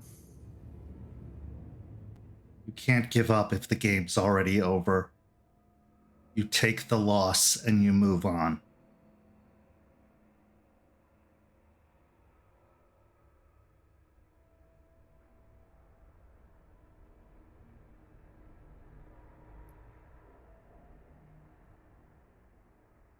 Or you take the game into sudden death.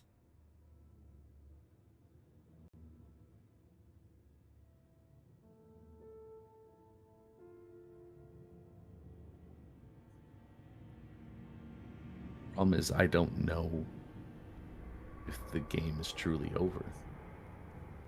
I wish I did. I wish I could make that decision right now, right here. But there's still a part of me that believes that the game's not in sudden death, that there's still 5 minutes on the clock, that I can still do something.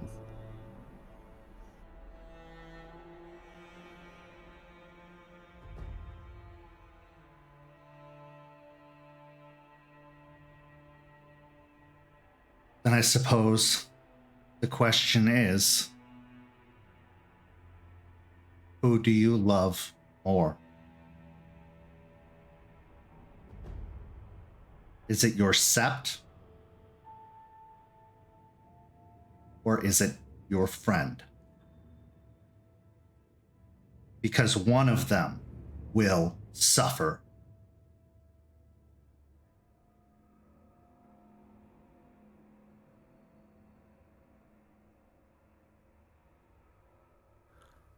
I will just look away from Charles.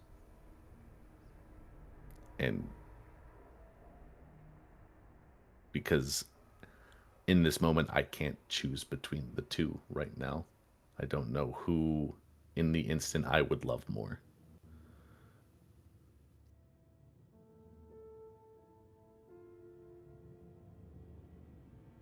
As you stare away, avoiding eye contact, the shape changes once more to the serpent again.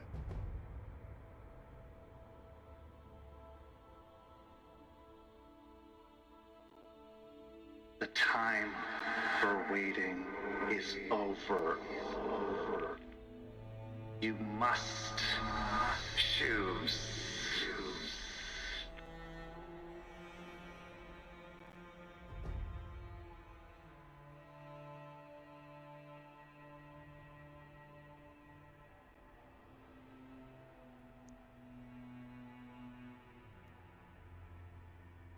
I will just take a deep breath and exhale.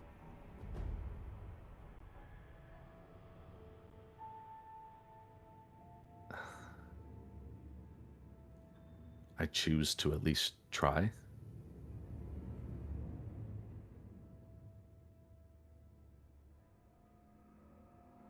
Very well.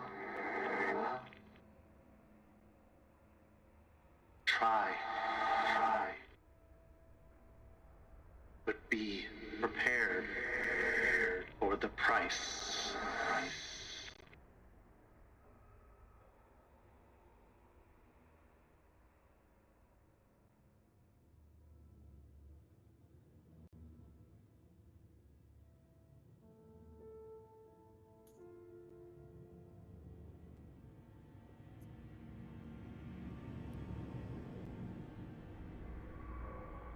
Okay.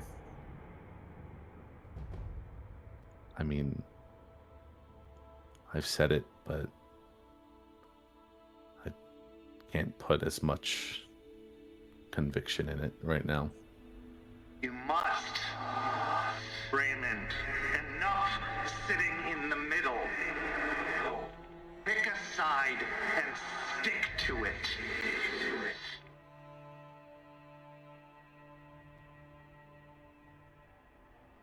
This isn't study. This isn't education. This is happening, and it's happening to you.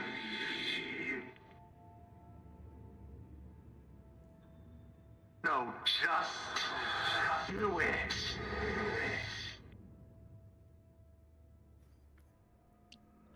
At this point, I will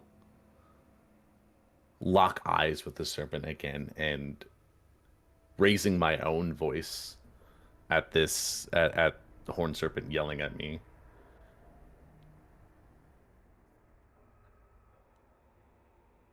I know that it's not any of that shit. I know that it's not study, that it's not a game. I know, but it's a decision that I either do what I set out to do a year and a half ago and potentially throw away everything I built, or I throw away someone that's been in my life for over 16 years.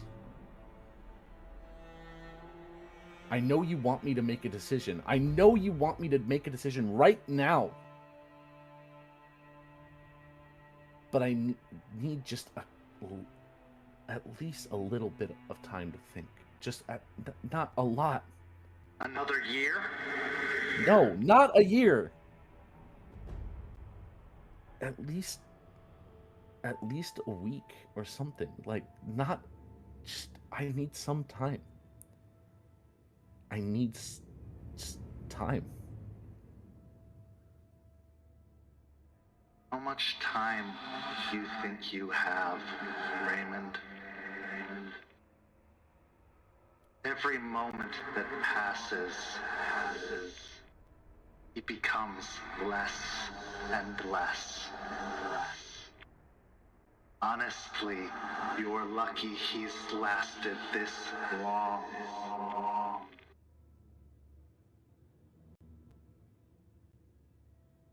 You say you have minutes on the clock. The clock stops for no one.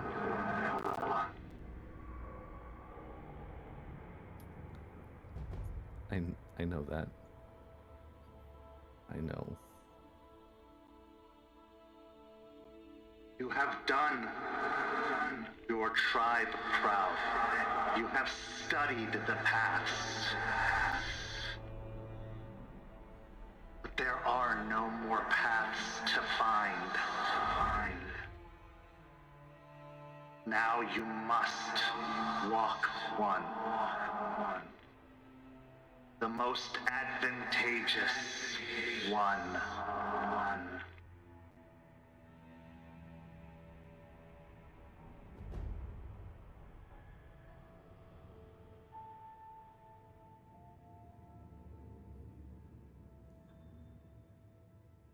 And I'm assuming the two paths are either advantageous to me or advantageous to everyone else.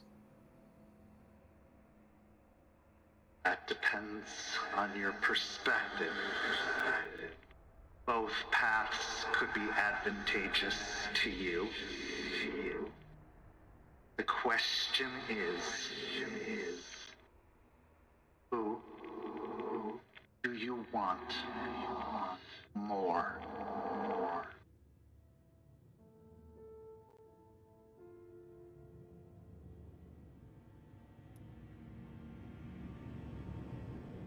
I will stay silent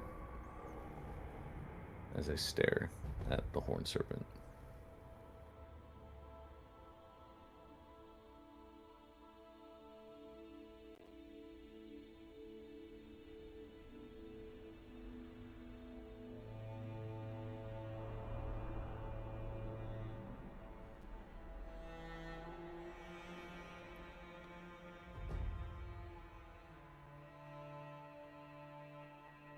wish there was a way to save everyone.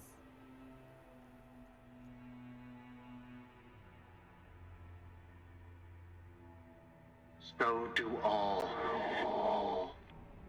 Keep one foot out of reality.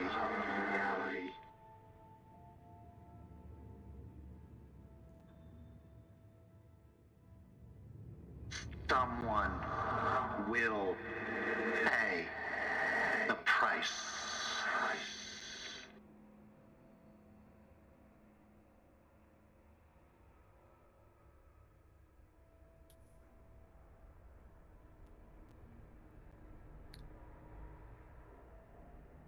At that, I will harden my face and kind of frown a little bit. But then it'll soften into, I get acceptance. And I'll nod and say, and like I've said many times in the past, I will pay the price myself. And if that's not an option, because you will pay a price, just not the same one. Because you will lose something or someone.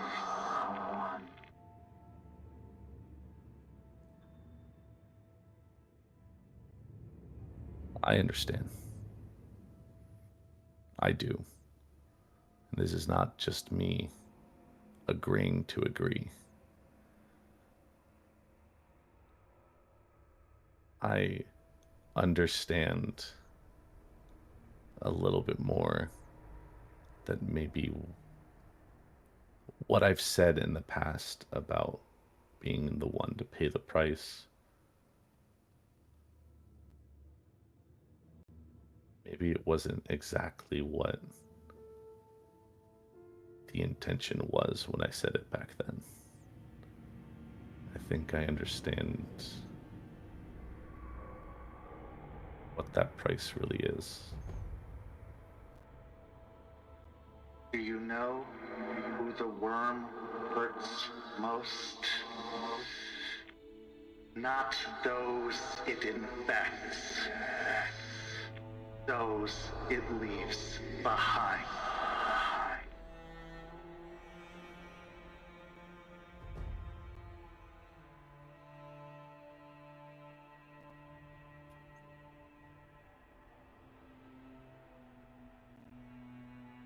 I'll just nod at that.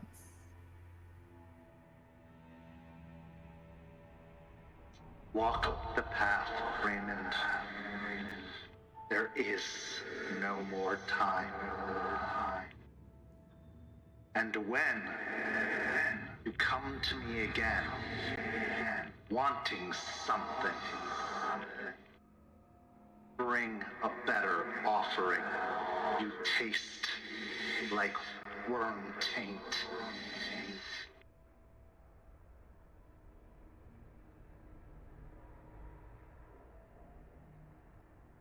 I'll look down at my scarred arm and clench my fist a little bit at that. Yeah. I know. The serpent stares for a few moments more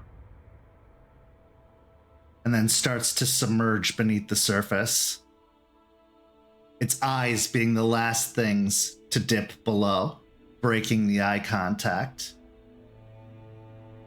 leaving you in the cold swamp with even colder truths. This is where we'll take our break. We'll be back in just a few minutes with the second half of tonight's story.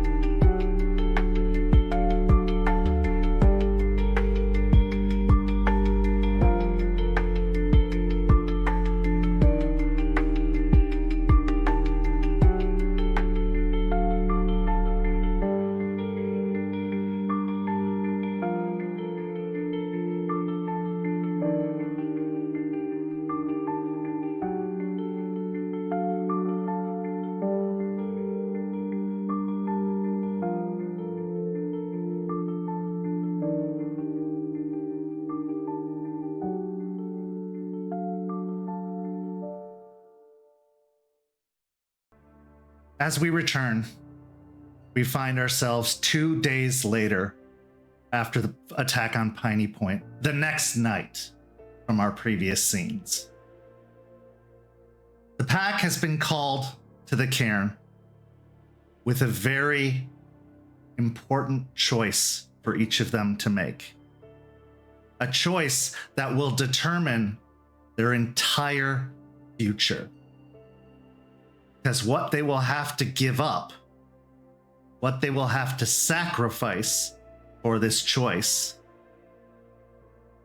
whatever happens after we die.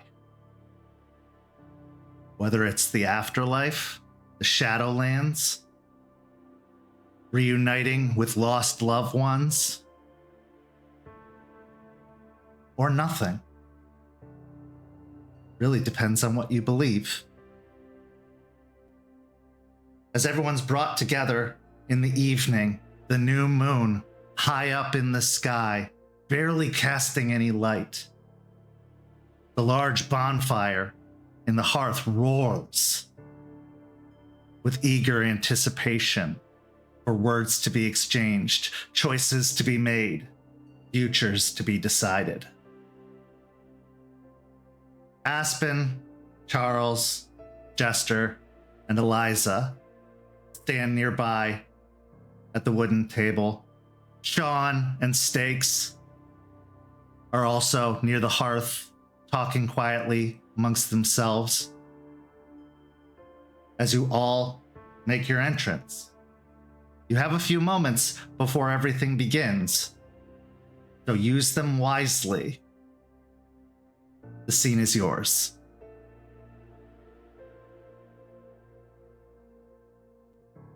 Forge looking a bit better now that I had more time to heal, and especially using his Garou healing factor, carries himself a bit better here.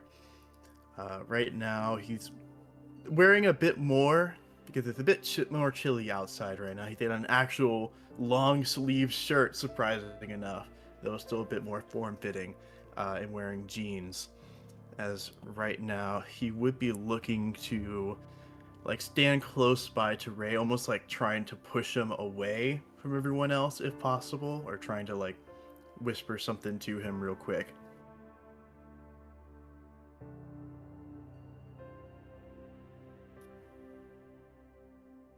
Seeing Forge kind of trying to get my attention, push me away, I will look at him quizzingly and then kind of follow. As the two of you step aside, out on the wooden table is laid out a pretty nice feast, a nice banquet, clearly celebrating and heralding this time of year, this special occasion. But Raymond and Forged, you step off to the side, not fully entering into the clearing, not approaching the hearth or the others gathered here. Continue. As we do so, and it gets like far enough away where I can kind of talk quietly without being heard, I'll just say, right, so it looks like we're like chilling, chatting about some random shit, alright?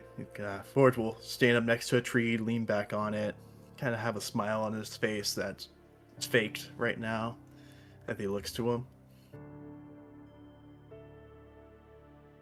Again, that look still on my face, I'll cock my head a little bit, and then as he leans against a tree trying to look nonchalant, I'll just cross my arms and get myself, I guess, in front of him to try and block whatever is happening, and then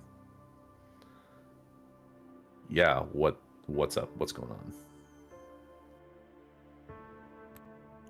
Looks around for a moment, looks back to you, and not being very casual nonchalant like he wanted, he'll say, dude, I need to relax for a second. I don't want others to think that we're chatting or to overhear what I say here, but something real quick. Not like yesterday, last night, after the mission, me, Delphine, and Juniper went to Charles and Aspen, they had some problems with how you're doing things. And when asked about if they trust your leadership, they said nah. Was kind of talking some stuff about your bro and the worm decision.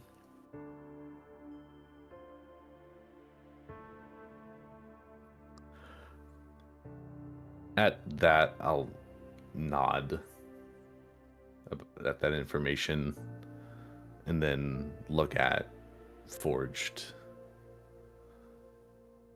I mean, I'm not surprised. I mean, when I told you all that about Jordan, you all kind of had very volatile reactions. So I'm not surprised that they would try and talk to,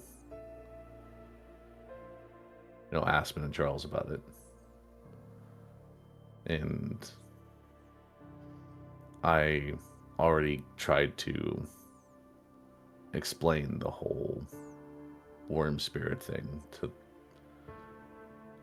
you all, and I guess didn't go over well. He has a smile on his face. He looks to the side as he looks back to you, and his tone is not a very happy one as he says, yeah, because it was a pretty fucking stupid idea, but I mean, you made your decision, now we gotta live with it. Look, man, I've been doing some kind of stupid shit lately, especially with the worm stuff, and I'm no stranger to it, man. I understand, and I'm gonna call you out on it. But I know at the end of the day, you're gonna do what's right, At least I trust that you'll do what's right. Because it seems like in your nature to always want to do the right thing or stick by the rules, which I can't fucking understand, but I mean, I can at least trust that you'll do what's best for us.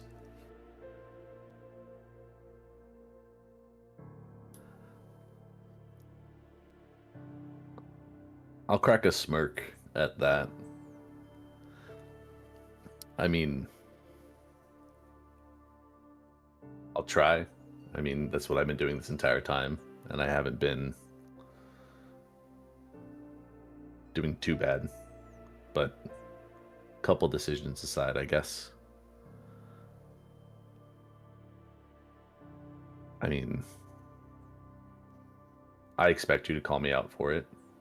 And I mean, I've asked you all for help, and with the deal with the worm, I've definitely agreed immediately with Delphine to get it dealt with as soon as possible.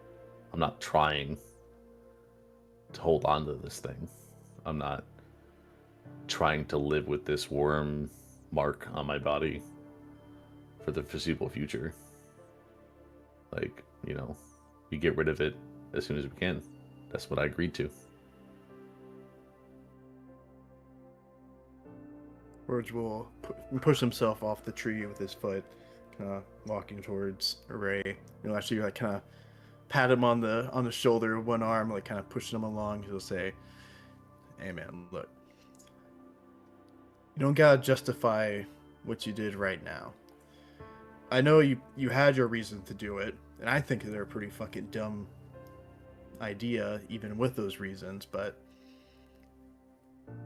I know that things will work out. I just wanted to let you know that right now, what's going on, just because I fucking hate that shit. I hate doing backdoor shit when it comes to essentially telling what our boss is, telling mommy and daddy that one of us is causing problems and we're not sure how to deal with it. That shit ain't right. So, figured I at least let you know about it. Don't let, obviously don't tell them that I told you, because then I look like a bitch, so just try and keep it on the down low, okay?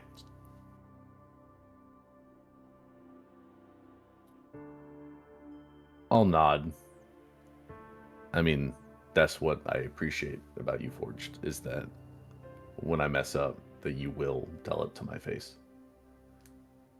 And I mean, I've told you that a couple of times because, we are all going to need it from time to time.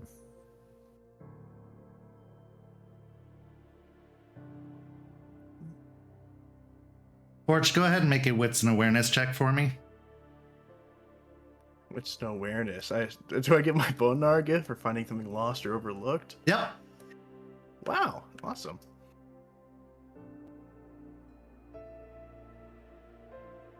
I assume we're at rage 1? Yeah.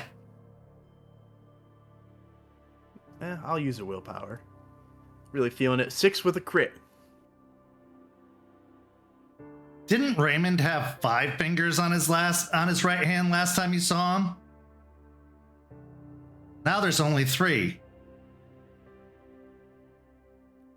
There's a walking along, like, haha, there's a smile for a second with what you said, like, yeah, I got you. Then stops, looks down at your hand, looks back up at you, looks down at the hand. You want to talk about it?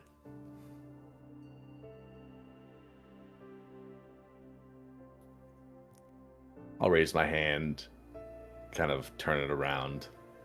Because, yeah, I'm not hiding it. It's not like bandaged or anything. It's mostly stopped bleeding, so I'll just look at it for a few seconds and then look up at Forged. I mean, talk to my tribe's patron, and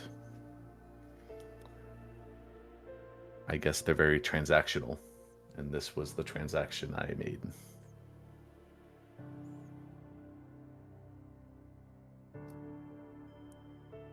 Just kind of quietly taking in what you said, just almost appalled by what's going on here. It's just,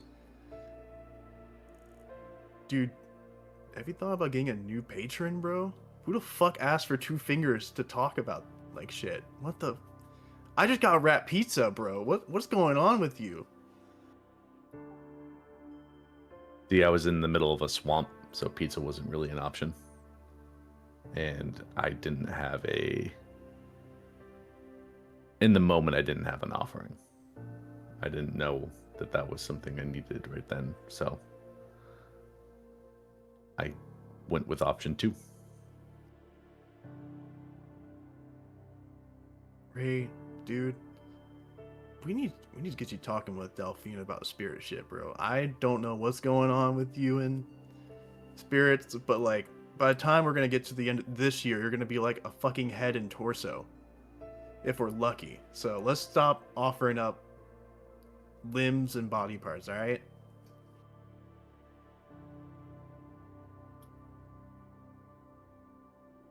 I'm not going to make this a common thing, hopefully, anymore, maybe? I don't know. But I'll pat him on the back with my 3-fingered hand. And they're like, well, it is what it is at this point. Hey, at least it wasn't a worm spirit this time. And I will kind of start heading back towards the table. Yeah, it seems like both of us have problems with befriending worm spirits, and kind of shakes his head. You'll walk with them. While that's happening, what are the other 3 doing? Or the other 2, I should say. I think my main thing is, would we notice? Would we see them chatting? I mean, probably. You all arrived and you guys went ahead without them. They didn't go with you, so.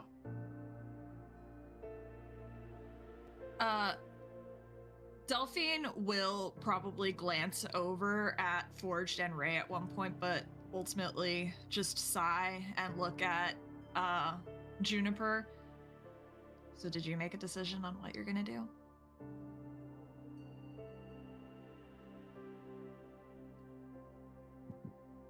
I also spare a glance over at the boys, and just kind of internally roll my eyes. I have a suspicious feeling, but I'm not going to pry into it any further because ultimately Forge is going to do what Forge is going to do, and it's either going to fuck the situation up even more or somehow help. Whatever.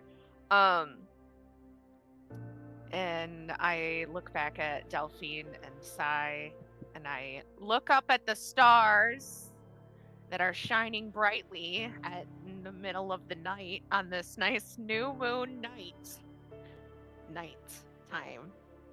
And I just contemplate. I don't know. I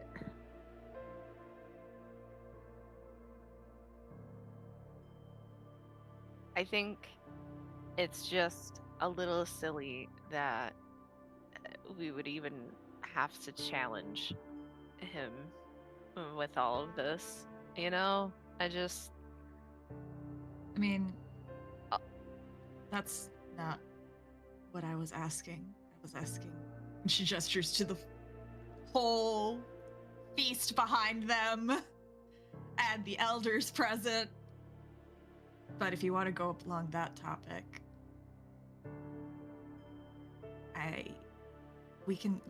we might not have to come to a challenge. We can talk to him first, go from there. Oh, right. Yeah, all of this, right. Sorry, I'm obviously still a little caught up on other things. Yeah. Well, I do think that we should talk to him. I mean, Forge probably already is, but that's okay. As far as all of this goes, and I'll gesture around, it's a serious commitment. And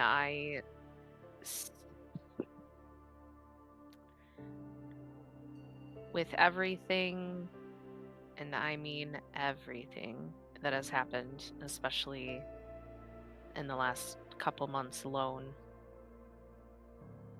I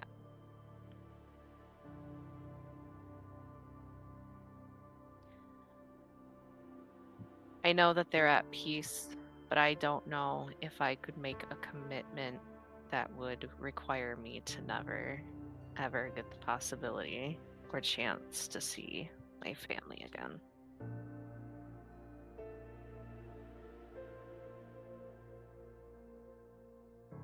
Not an easy decision to make, for sure. She'll be looking up at the skies as well. You know they're in a good place, and I wouldn't fault you for wanting to join them one day. Yeah. Makes me wonder, and she glances over to where Eliza would be. Makes me wonder how she could commit to this when she said that, well, we met him, in a way. Her son's on the other side, and she's probably never going to see him again.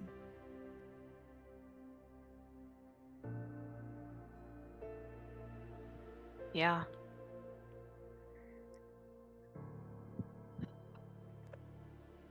I can't even imagine what all she's gone through to even be able to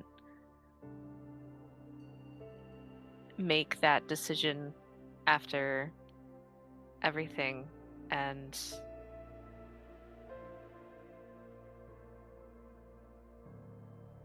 to choose to stay here rather than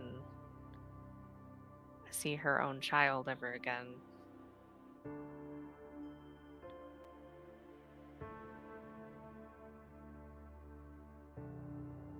I can't even. I actually cannot even imagine the depth of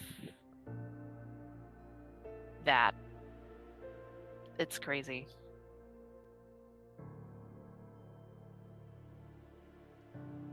She cares about Gaia and these places of power. And she cares about making sure that this remains and is protected. I mean, she gestures down to her feet, which anytime she's in the cairn, she's barefoot. I never felt Gaia as strongly as I do here, even in hell. Anytime we were at, like, the main part of the cairn, where the moon bridge would be and all that, it never felt as strongly as it did here. I can almost feel her heartbeat when I focus on it. This is what we were picked for, is to protect her. And I can understand some Garou taking that duty all the way to the afterlife.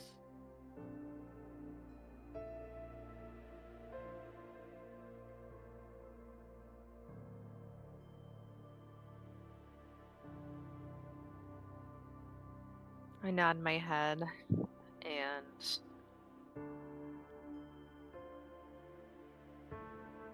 look around a bit more intentionally.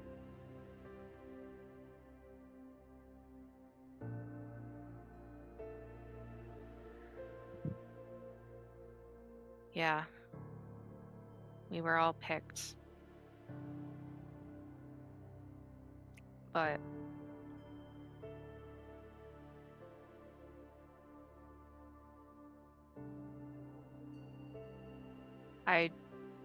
I don't know if this would be something I would want to do for a seemingly endless eternity. That's your choice, Juniper. We're all getting a choice tonight. You have every right to not go through with it. What about you? Are you thinking about going through with it? She pauses and thinks for a moment.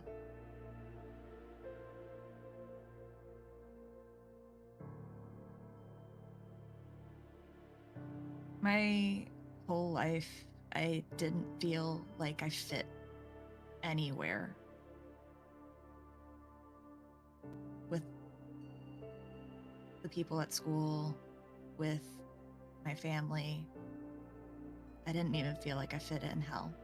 And I viewed everything that happened to us as an opportunity for a fresh start.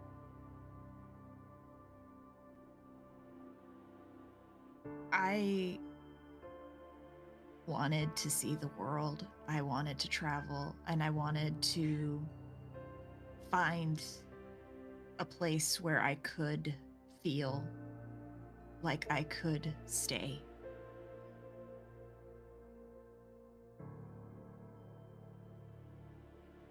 I didn't think it could be Florida,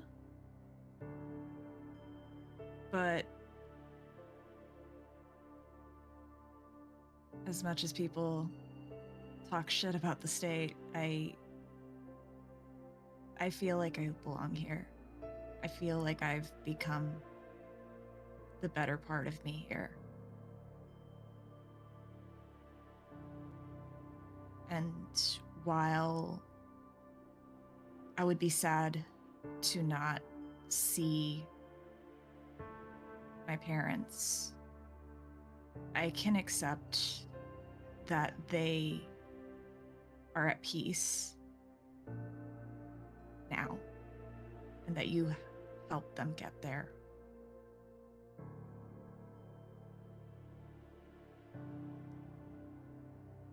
So I think I can spend the rest of this life and the next one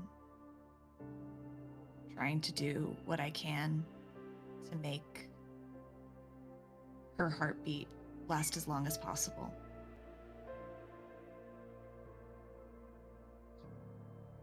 I nod my head at that, and my face softens. as I listen to Delphine.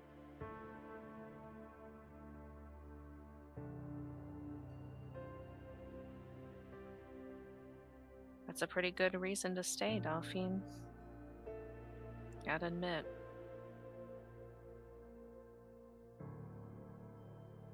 But, you said that you wanted to travel the world. If you could still go somewhere, where would you want to go? Greece. That'd be the first place.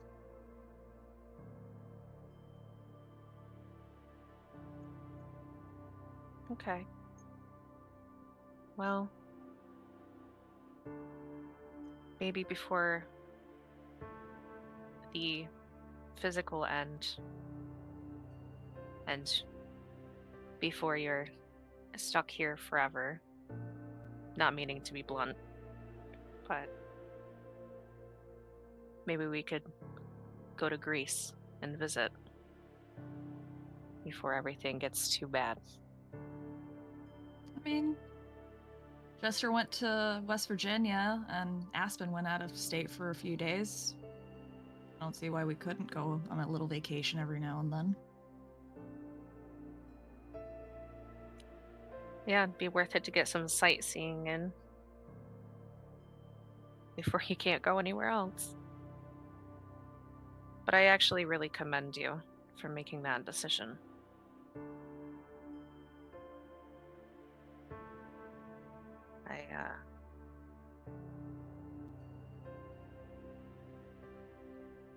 I guess I have a lot more to think about.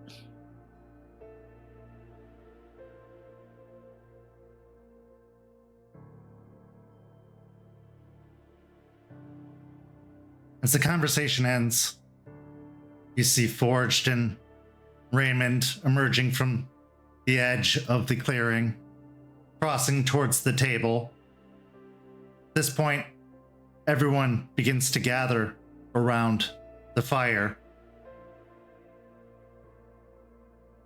Eliza and Charles look to Aspen, signaling the beginning of the gathering officially. Hellhounds. Glad you guys made it. It's been a long year together. And while it didn't start on the best footing, and she'll look over at Forged, it's been one of growth, one of redemption and overcoming. And your help here has been instrumental for making sure that Gaia can breathe here. And I, on behalf of all of the elders, want to thank you for the sacrifices you've made and for the deeds that you've been able to accomplish over this year. She'll kind of side-eye over at Ray, not say anything, and continue to speak. I think with everything that's happened, you all deserve a right to be here. Not just in the esoteric sense. She kind of smirks. But I think titles, ownership within this Cairn, within this Sept, are due. She'll kind of turn over to look at Jester. Jester, who has been staring really glassy-eyed into the fire, will kind of continue to stare for a moment before realizing that most eyes are on her and be like, what?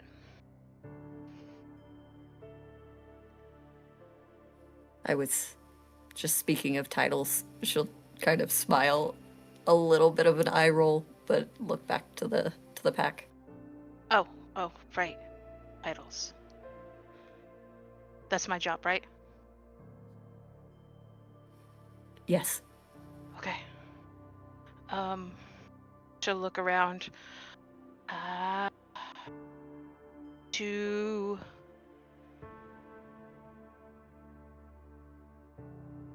Delphine, we feel that with your connection and your efforts with the spirits, we would like to name you Caller of the Wild. And so you can continue to build bridges and relationships with the spirits of Tampa. To Forge from Failures, for the efforts and the work you put in towards building community relationships, we would name you Sheepwolf, so you can continue to make roads with the human community. For Juniper, for the work that you put in around the cairn and the different parks surrounding it, we would like to name you Keeper of the Land, so you can continue to make Gaia beautiful. And then she will look to Aspen questioningly and look to Raymond. Aspen will nod to Jester and smile, just looking at her being a little loopy, but, you know, putting it on when she needs to. And she'll look over to Raymond. At this point, your leadership is not in question in my mind. What you've done for the Sept with your pack has been insurmountable. But as far as the title, I would love to have you have a position here in the Sept with all of us. But your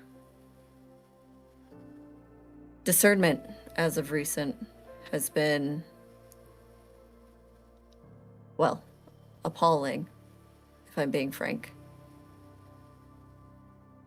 And I can't confidently give you a title on this day until your indiscretions have been taken care of, as well as keeping you from the binding of the cairn.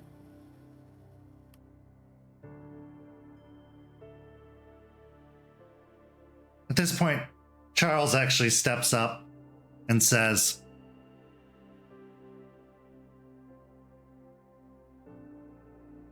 "Do not think, Raymond Gorn, that your accomplishments are going unrecognized. Every operation that the Hellhounds have been given has succeeded." He then ticks his head a little bit, for the most part. So to that, you have proven yourself a capable leader. But no one is truly a leader without the regard, respect, and faith of those that follow them. That faith has been called into question due to recent events. But what is done can be undone. Do not take it as anything other than an opportunity for potential, an opportunity to prove yourself, an opportunity to be redeemed.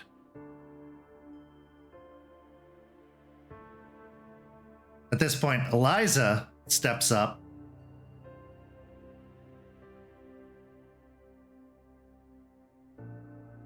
Now, this is all nice and all, but I think that there's room for a possibility if y'all would humor me. Of course. Raymond Gorn. You've been playing around in the dirt a lot lately, haven't you? That's all right. These elders know, as should all of you, that I have preached the importance of balance between the triad. The weaver, the wild, and the worm. Often does this go forgotten. Often does it sway one side or another, far too often. Now I know you got some outstanding debts to pay, some decisions to make. But once you've made them, maybe we can talk about putting your gifts to use elsewhere, your predilections that your tribe instills in you.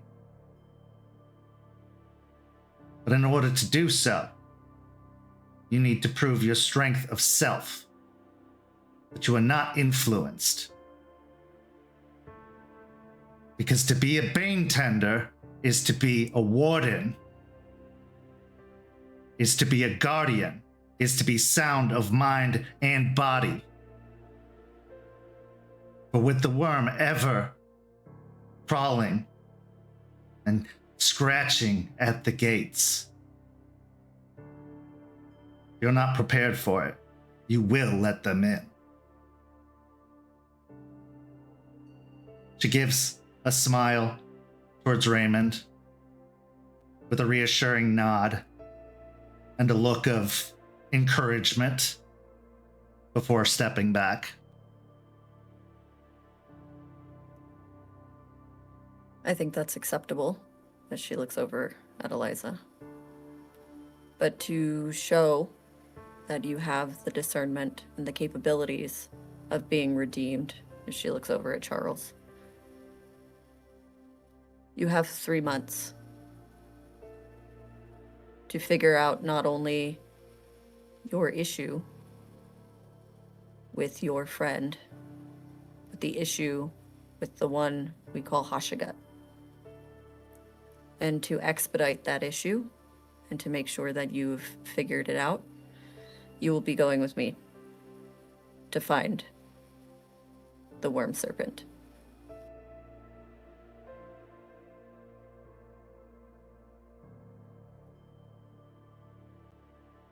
Taking everything in that was just said, and I will nod at Aspen.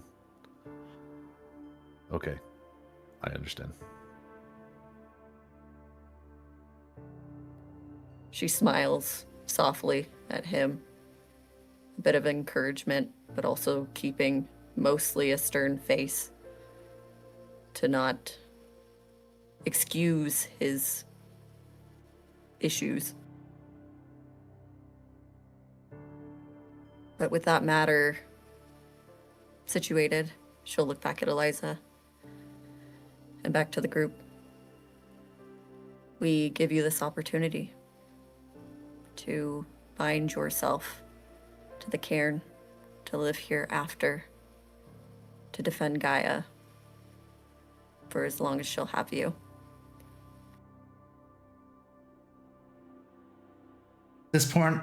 At this point, Eliza steps forward and steps to move in front of all of you, between you and the flame.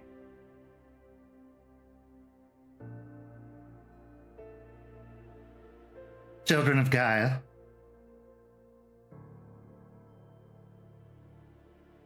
Gaia's chosen. We didn't pick this life. It was chosen for us. To some, that came as a blessing, to others, a curse. But now, you are offered a choice. a choice to have that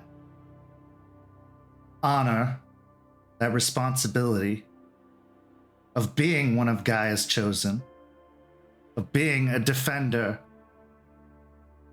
a protector, and at times when necessary, a warrior.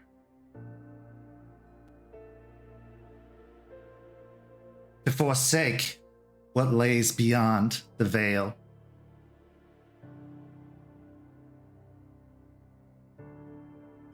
Choose this life evermore, rather than have it chosen for you.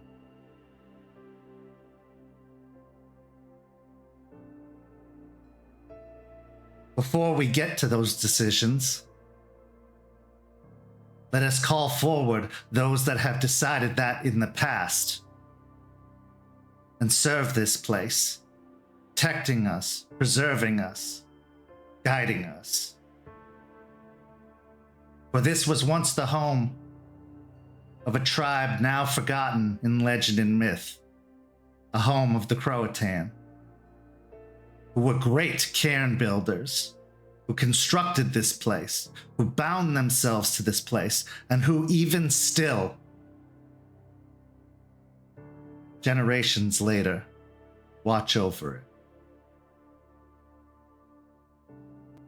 Jester, would you assist me in calling forth the spirits? Jester will start slightly and then nod and step forward. She'll close her eyes for a moment and take a deep breath.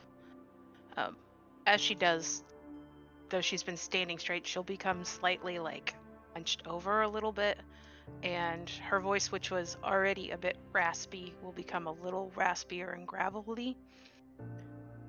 And she'll open to have very clear eyes that stares around at all of you and give a soft smile.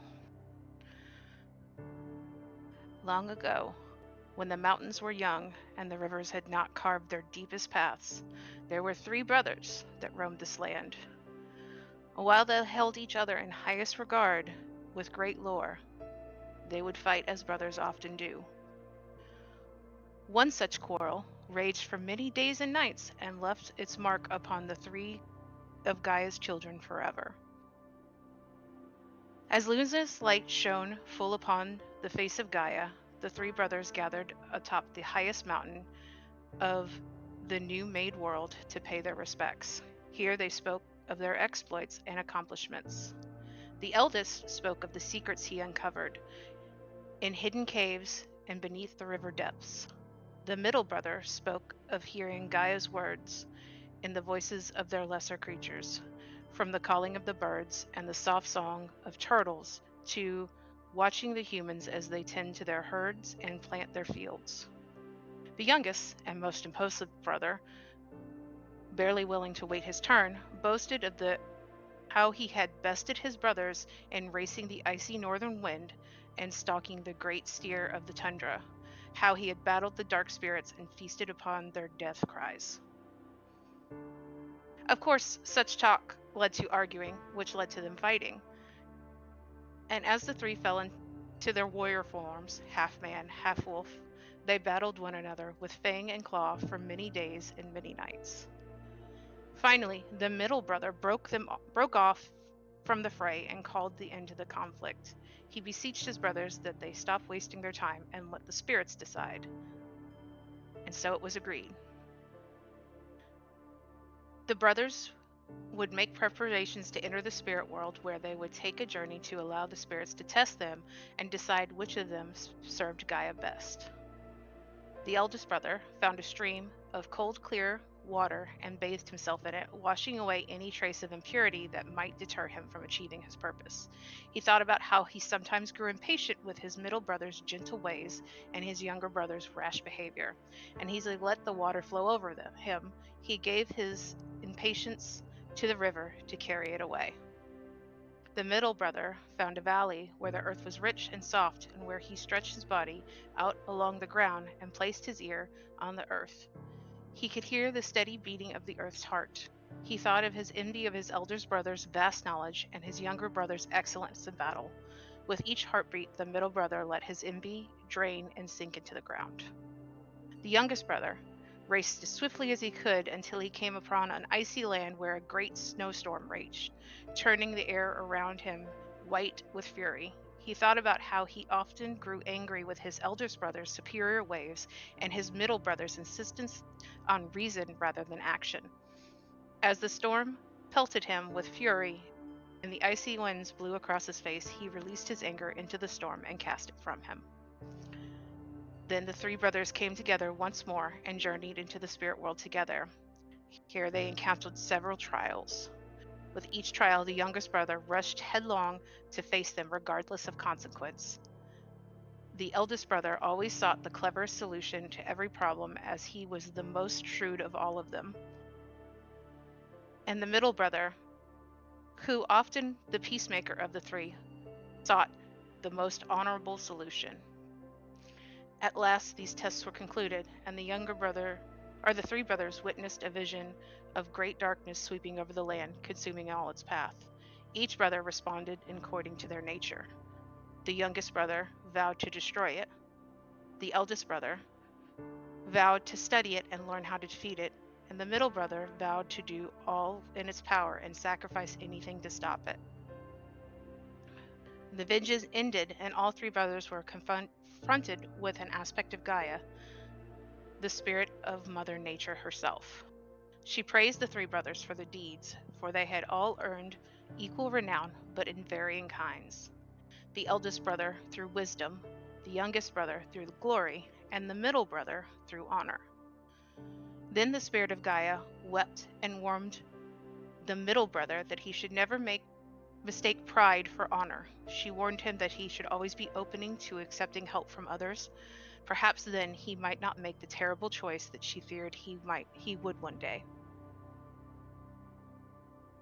With that gesture, will sway a bit and straighten up and clutch her throat for a moment before stepping back and giving Eliza and the group like a bright smile. Once again, her eyes becoming glassy. Sacrifice and the Garou existence go hand in hand. We sacrificed the lives of normal humans. Some of us sacrificed those that we love.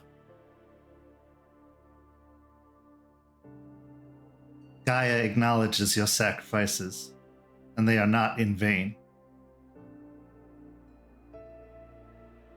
Question we're here to ask you tonight.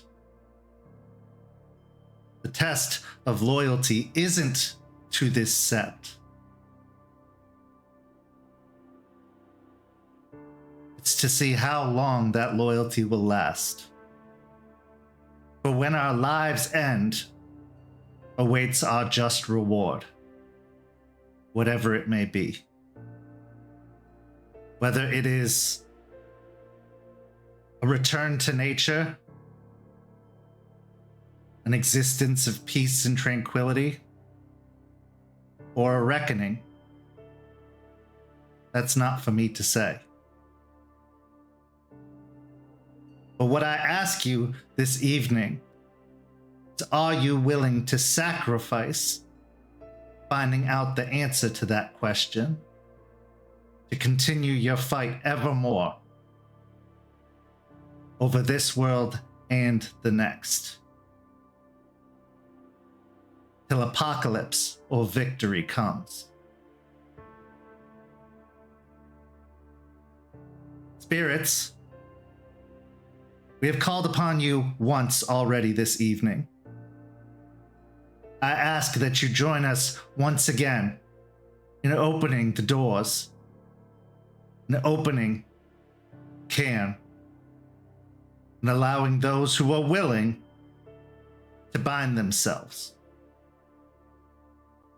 At this point, all around the clearing,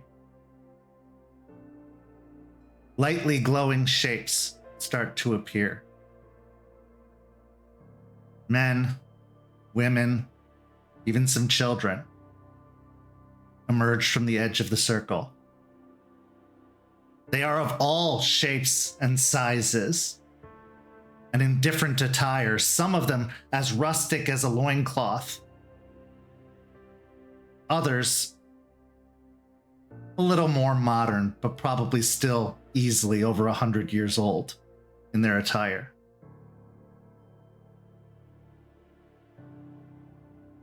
And then there are the wolves, who also emerge. One large, white, and radiating, the guardian of the cairn, Alara. The other, not as large, not glowing as brightly, but with a curious and somewhat bewildered expression, stopping to give a large yawn before plopping on their back hindquarters, as if they've had a hard day's work already.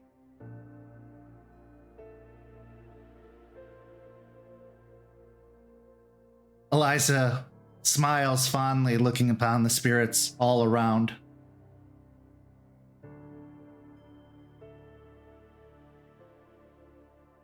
I ask that you don't make this choice lightly, but understand this. You only may make this choice once a year. On this night, the night of the first new moon of the new year. If you even doubt your choice for a second, I advise caution and patience.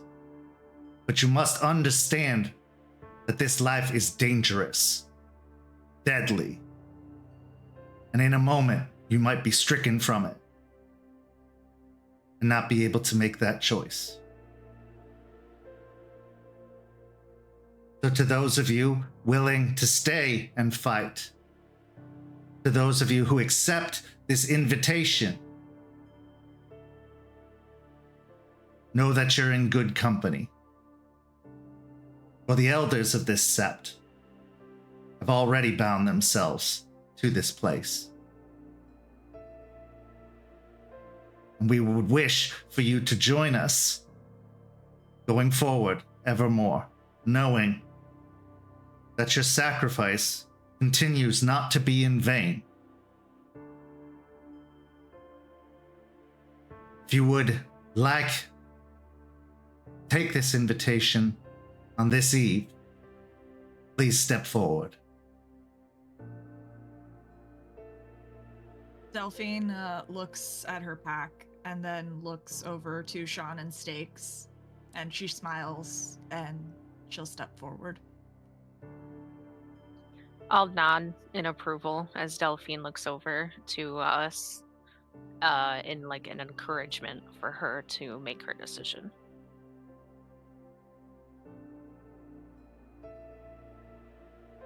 Forge kind of just looks to everyone else in the pack, kind of gauging what people are doing before doing anything else.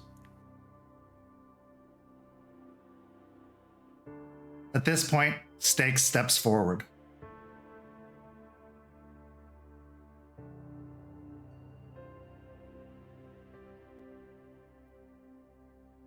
I will look a little shocked at Stakes stepping forward, but seeing Delphine and Stakes making their choice, I will also give a smile and a nod. And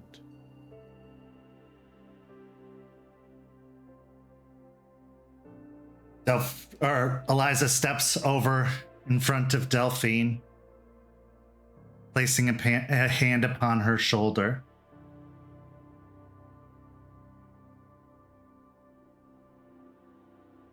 Delphine, Ruin Speaker,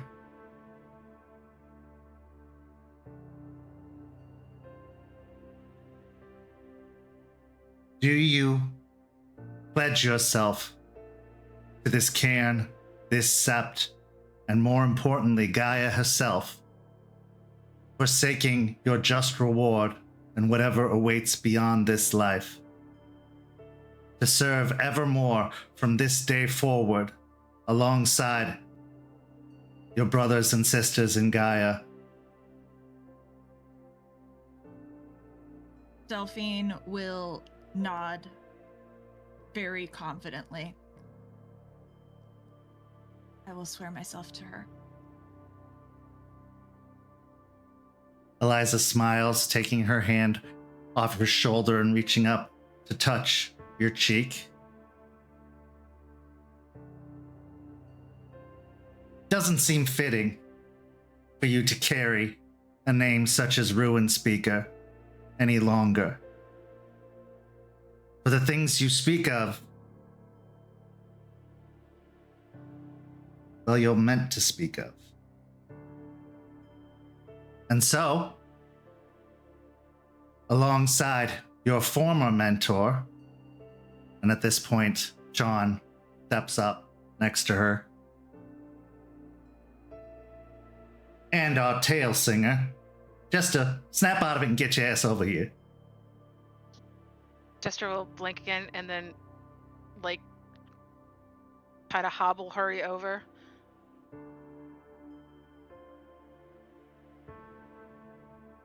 We grant you the name of Delphine Gaia Speaker. For with this pledge and this oath, henceforth will you speak for Gaia? Will you defend Gaia? For that is all that awaits you, come victory or apocalypse. Sean gives an approving nod of his head and a small smile.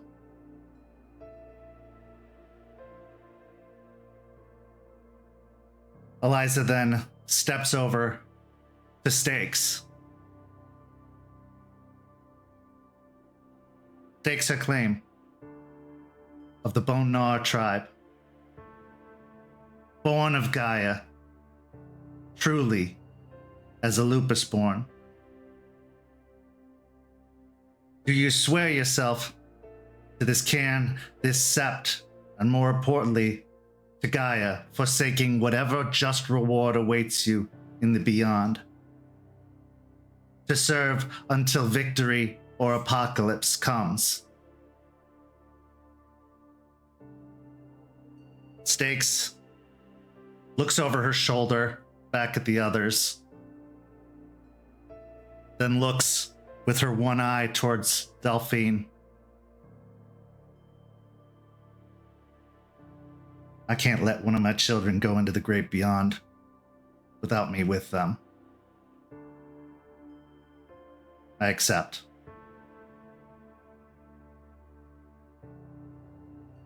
Eliza then smiles and says that unless anyone else wishes to bind themselves this night, so do I, as Rite Master,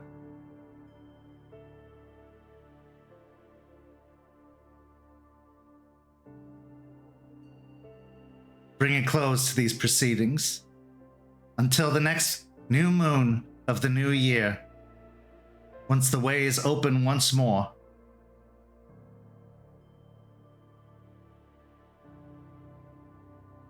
She smiles again, and then she turns towards the fire, and as all of you follow her gaze, in amongst the flames burns a single flame brighter than the rest. Ember watches the proceedings apathetically, to say the very least. In amidst the flames, she has those judgmental, glowing eyes passing over each and every one of you.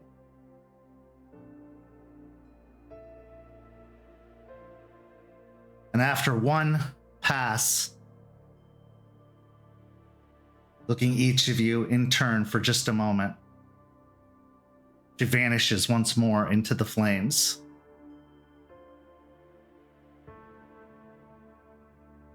The spirits surrounding the cairn pause, watching on, before giving out a howl. Spectral as it may be, echoing out into the trees beyond. And as the last notes of the howl ring out, they turn and begin walking back towards the trees. Alara and Aiden remain until they've gone before Aiden, the smaller lupus form spirit, goes over to a hole underneath a tree and enters into a den below. Alara looks over at Delphine for a long moment before just giving a slow nod of her head. And then she does the same for Stakes before she too returns to the forest, not dissipating at the edge of the circle, but just simply going far enough that she disappears from sight. As the rite reaches its final conclusion, a celebration begins for those that have gained status within the Sept, for those who have pledged themselves to the Cairn. The future is yet to be written, but a major chapter began this night. And with that, we move on to our final scene of the evening, where a new story begins. Out in the wilds of Vermont, a new story begins. But it's a story much like many others. Story of looking for purpose. A story of looking for redemption. And maybe a story of looking for revenge. For as we find ourselves in the woods with the snow-covered ground, two Garou, very different in origin, but now same in tribe, make their way across the snowy ground, their feet crunching with the white powder beneath it. Being from the north, combined with being Garou, brings a certain hardiness when it comes to the winter conditions. In fact, those from the far north would think this is pleasant, temperate. But those in Florida would literally be shaking in their boots. Here we find Quinn and Willow, a kin seeker and a kin sought. But such things didn't come without a price. And now the two of them find themselves without a home, without a direction, without a purpose. The scene is yours.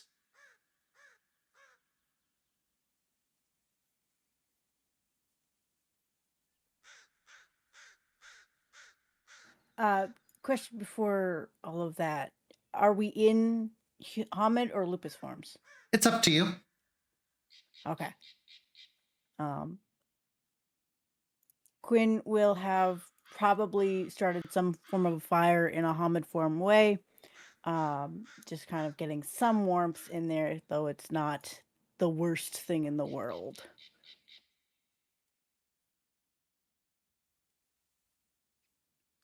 Willow is sort of hunched up in Hamid, barefoot in the dirt underneath a tree, just sort of staring at everything and just feeling the ground underneath their fingers and just breathing with these new lungs. Sure, it's all the same chemically, but like you can tell the difference of how things smell and how bright everything is. And you're just sort of staring at everything, just wide-eyed, hearing the birds with different tones, and just soaking in everything with this giant smile where you can see the sort of split in the front two teeth, and as their hair sort of flutters around in the wind, all choppy. Willow, the most surprising thing about gaining a Hamid form is how colorful everything is. Being used to a certain rather bland, colorblind scale, everything is so much more vibrant, alive, rich. The greens are truly green. The white is blindingly white. Brown, the gray, the blue. An entire palette that you never understood or could have comprehended before, available to you now. But as we all know, such things come with a price. Because in your Hamid form, the smells die down, become more muted.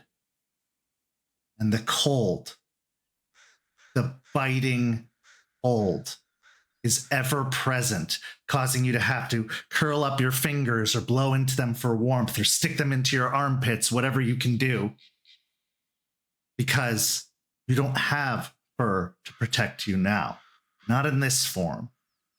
Not to protect you from the elements that in some way you took for granted before you changed. Because it was just home. It was normal. It was expected. As you warm yourselves close to the fire, setting up camp for yet another night,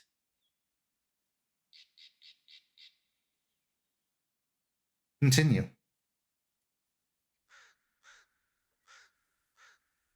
So I was working on that book thing you gave me with the symbol thingies, and that tape thing.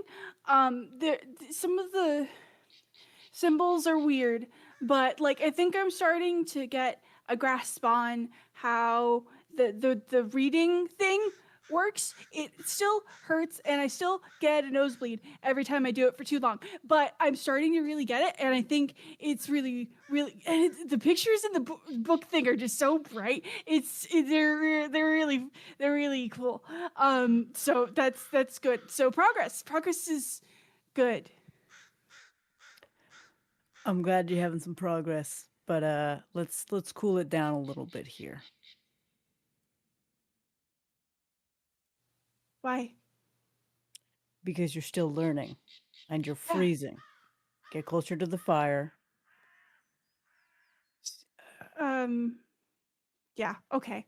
And we'll sort of pick themselves up from like they were at the farthest edge of the fire with their little books and things they've squirreled away in the many pockets of their poorly put together clothes, and we'll just sort of huddle over by the fire. Oh, that is better. Yeah, and just go feet towards the fire, just barely to where they're not getting burned. Quinn will sit next to her on whatever practice log that we've put there for some form of seating, if not just in the snow himself, being so used to this cold. And he'll say, all right, so you're learning to read. Let's talk about this nosebleed that you keep getting, because that's a concern. That's not something that people do. I don't know if it's like I'm going too fast, or if it's just like guys' gifts not fully prepping for my body or whatever. But like it only happens when I read a lot and really fast, and it makes my head hurt, and then I don't stop because I'm excited. So then I keep going, and then I gotta that. Yeah, you could barely spell your name, so maybe we don't read too quickly. Slow down our reading a little bit here. Okay. You'll learn in time. Yeah, it's just there's just so much, and it's all just big and bright and cool and interesting and fascinating. And that's a word I learned. That's a good word. I like that word. It feels good to say with my mouth parts. It is so everything's big and cool and different, and I'm enjoying it, and I don't want to stop enjoying it because it's a good thing. So I should be able to keep enjoying it because that's how good things work. You enjoy them and do the thing. Correct. But also in moderation. Let's not go too far. What's that word? That's a new word. Sorry. What is that? I'm sorry. I forget. Small bites. Small bites. Pulls out like a small notebook where there's just covered in doodles, and just sort of like writes it like kind of half phonetically, half into a drawing, and like underlines that. Okay. Yeah. Yeah. Yeah. That's good. Yeah, that works. Okay. You're doing well. Both of you roll me a wits and awareness, please.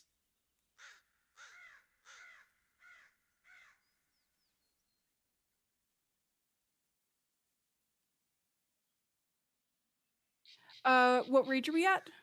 I'd say you're at rage 1. It's been just travel and pretty comfortable, all things considered. 2 successes for Quinn. 3 successes for Willow.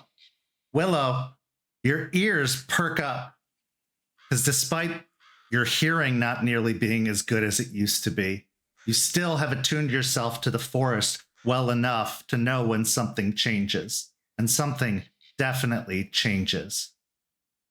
As the crunching of snow heralds the arrival of a massive gray wolf. Broad-shouldered, his body thick with muscle and scar tissue, his fur is a storm of ash gray and iron black, broken by old white scars that never quite faded. One ear is torn nearly in half, permanently twisted, giving his head an asymmetrical, perpetually aggressive tilt. His eyes burn a harsh amber, always narrowed, always assessing. When he stands watch, he does not pace, he plants himself. Like a carved guardian statue, barely moving, except for the low vibration of a growl that never quite leaves his chest. The wolf, stalking around in a slow stepping movement, keeps his eyes trained on the two of you. Now, Quinn, you know this wolf.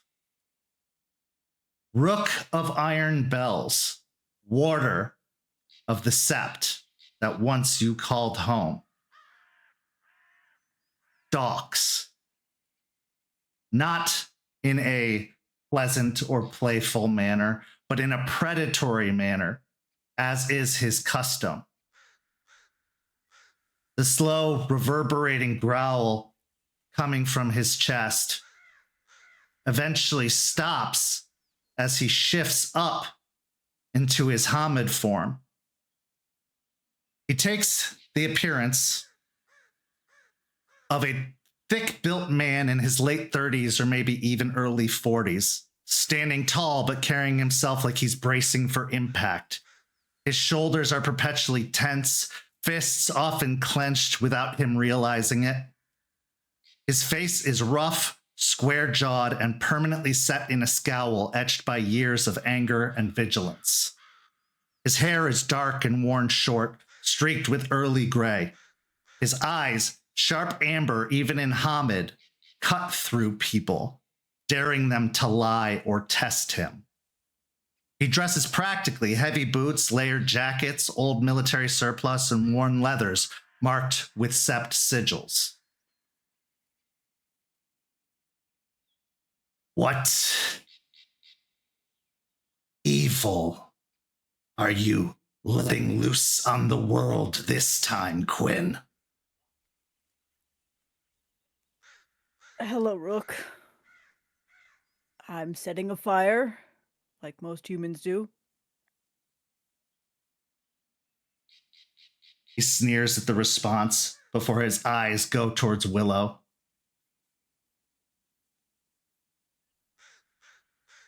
Their immediate bodily response is to, like, sort of take this defensive, like, lower to the ground squat and immediately get right in front of Quinn and, like, almost nudge, because Quinn towers kind of above Willow, just head directly underneath his head, in this sort of, like, big open stance, like, you will not cross this line. The man sneers, revealing his teeth. Child, you might want to think twice about what you're trying to do. The Red Talon, affectionately known as Rook, but very few carry affection for him, plants himself on the other side of the fire.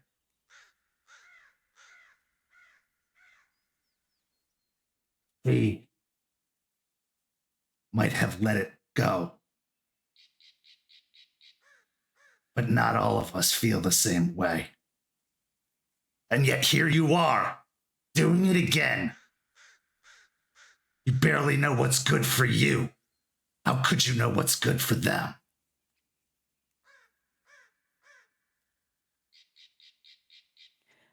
Quinn will kind of stiffen at his words, knowing very well as to what he is talking about, and kind of put a hand on Willow's shoulder as she is in front of him and say, I just found her a while ago. I'm just trying to figure out best placement for her. That's all I'm doing. You shouldn't be looking. You lost that right. Your ego. You think this is funny? You think this is a game? We're fighting for our lives, for the life of Gaia. Leave it to those who know what they're doing. If you know what's good for you, you'll let me take her back with me so that she can get a proper education. And you'll go to whatever hole suits you best.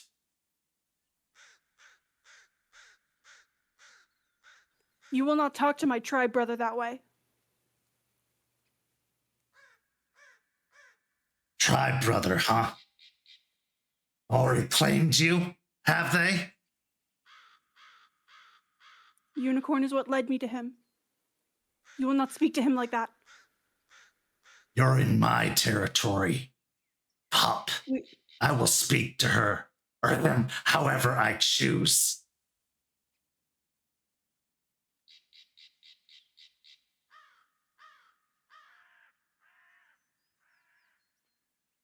So what now? What's your plan, Quinn?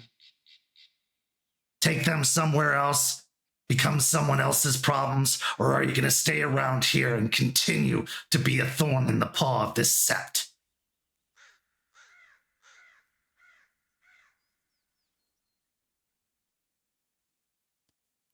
My plan is to take her somewhere that doesn't stifle creativity and knowledge in the way that our Sept has.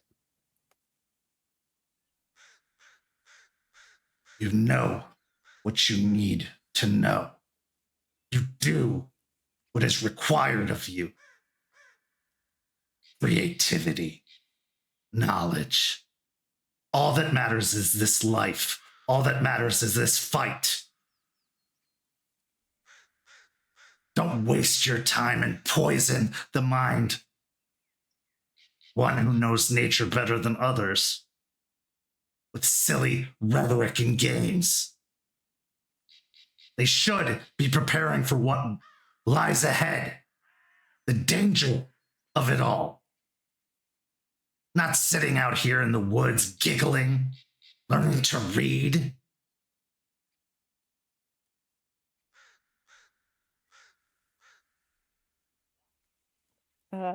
Quinn is going to kind of pull Willow back a little bit behind him now. And he's going to say, at least you can know how to read, unlike you. I never needed to. And neither do they. I think that's her choice.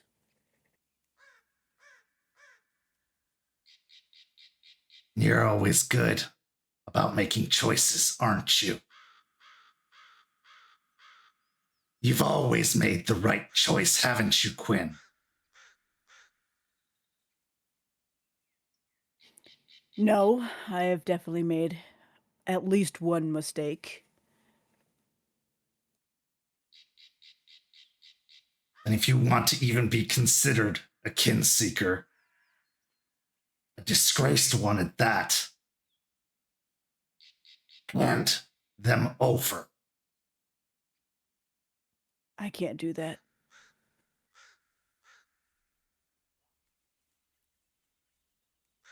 You better hope your legs take you far quickly. Because my next visit won't be so friendly.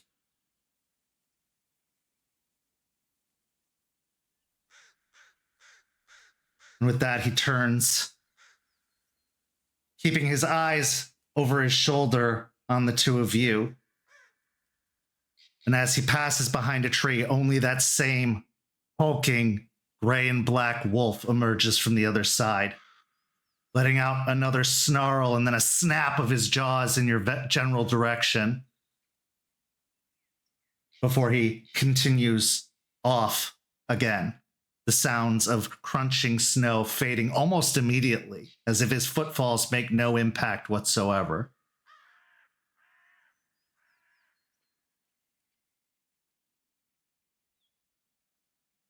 That man acts scared like prey does. He snaps with jaws that are too mighty for his mouth. Who is that pile of moose droppings, and why do you care? Quinn sighs, and he says, "That is a very important individual who I have just made an enemy of." So, I bite? I should go No. bite. No, we don't just bite things, especially when they are. But he Older. challenged you. That's not okay. Well, there's a different kind of challenge that he's attempting to do. We'll talk about challenges later. Hopefully, you'll never have to have a challenge. But no, he is right in some of his contexts, at least in the nation's way. But we're not trying to do that here. No, you said the nation was stifling. Yes. So that's why we're going south. That's why south is good. Yes, south. We are hoping that something. There are many Septs that are different in different kind of connotation, ways of thinking. Sorry, I almost blew out your mind there. Hopefully we can find one that is more catered to what you need. As you speak, the fire almost unnaturally dies down until a single flame remains perched in the middle of the logs.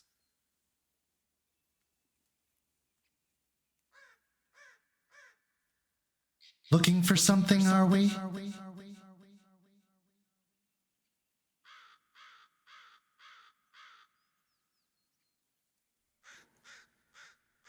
Quinn will look down at that flame there. Can I make a roll to see if I would understand what this is? Yeah, give me an intelligence and occult.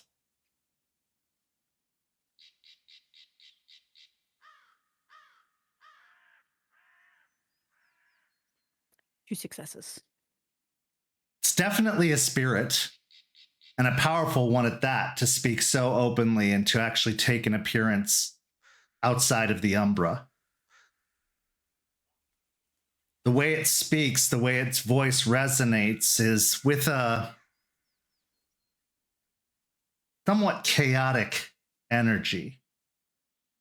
But it's not evil, nor is it good or anything you've encountered before within the cairns, within all your teachings. This is all of it and none of it at the same time. And while it has a name, you don't know it, whether what it is or what it's called.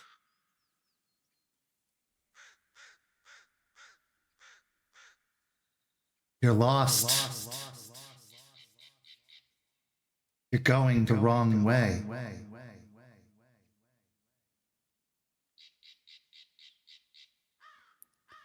And which way should we be going?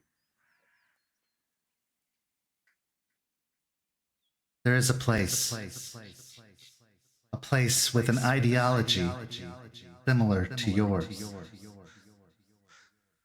A place where the fire is neither fed nor extinguished. It is maintained. The flames burn where they should, not recklessly and untended. Destroys what needs to be destroyed. It cleanses what needs to be cleansed. It devours what must be devoured.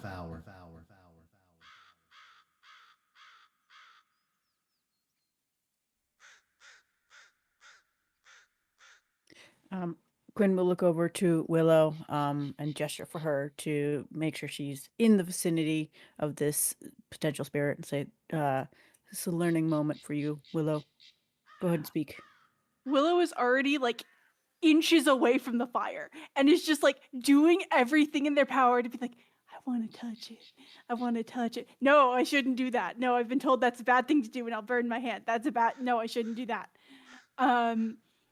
But is like wide-eyed and just like smiling like it's talking. And it's exciting that it's talking. And it's just like so enamored and enraptured by the talking fire. The flames stoke up a little bit more, dancing within the reflections of your eyes. To the land of endless summer. To the bay that lines the Gulf. This is the place you belong. This is where you must go. This is where you will find purpose. Or find ruin. The choice is yours.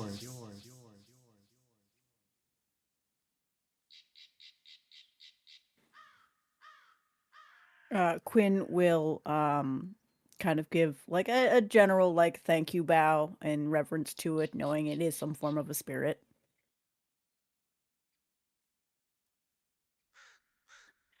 Willow's gonna pick up like a really nice rock and just put it right at the edge of the fire. It's like, there you go. That's you said they needed offerings and stuff. Correct. Very good. Yeah, a rock. It's a good rock. I like that rock. So you can have the rock. This one learns much quickly and well. There are Garou far older and much less respectful that you will likely encounter on your journey.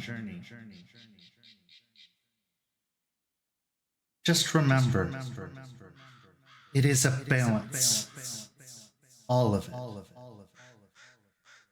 Growth and ruin, death and life. This is a chance for you to find a new way. This is a chance for you to truly serve the one we call Mother, the one who birthed me long ago.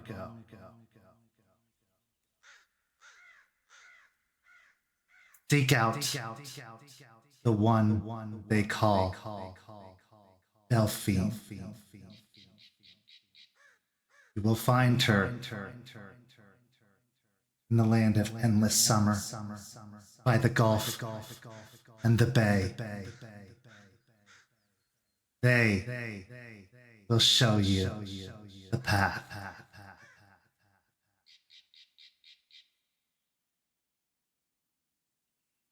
As the flames continue to flicker, they die down momentarily before coming back up stronger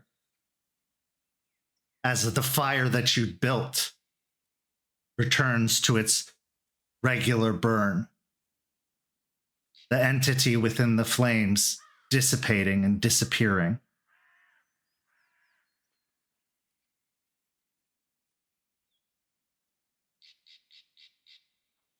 Oh, it's the place from that song. You were playing it. Starts with the not W. It's Margaritaville. We're going to Margaritaville? That's the song. I think you're actually right on this one, Willow. I did it. Yay. I'm doing so much today.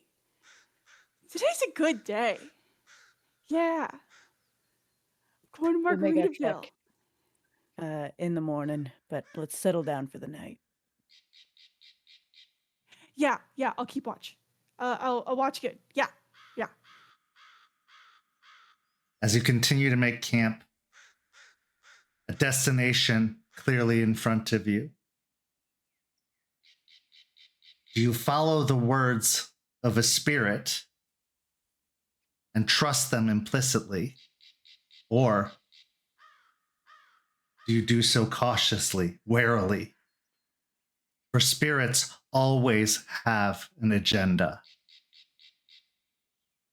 What is this spirit's agenda?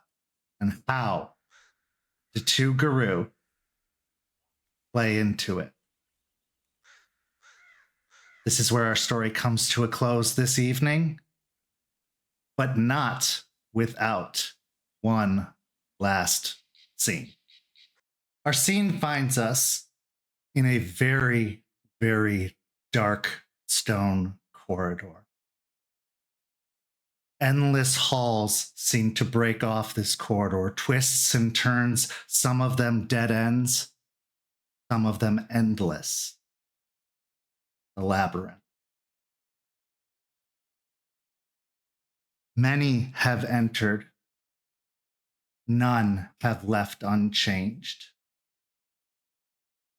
And for the one known as Aaron, formerly a deputy, formerly a Red Talon, they have now embraced the dark. They have embraced the ruin. They have embraced the spiral. And only then do the doors open once more.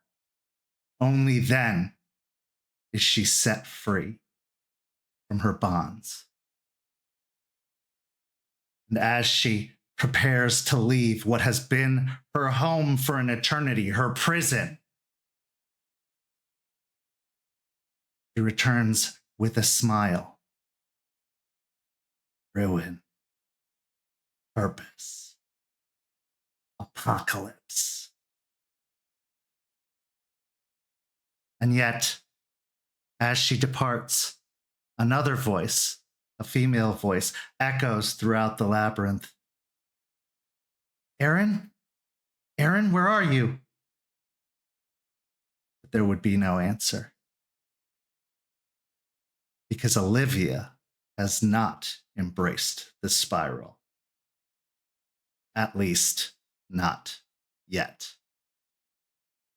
Thank you so much to these amazing players. Thank you to our guests, Champ and Nori, for reprising their roles as Aspen and Jester for tonight's episodes. We're in a new season of Hellhounds, which means a lot of new twists and turns and a lot of new threats on the horizon. Go join our Ko-fi and become a member so that you can see the rosebud thorns of this very session for as low as $5 a month. you get access to all of the cool behind the scenes features that make this show possible, as well as supporting an incredible community and helping us continue to improve and grow as we do so. For these amazing players, I'm Kent. Thank you so much for watching, and we'll see you next week.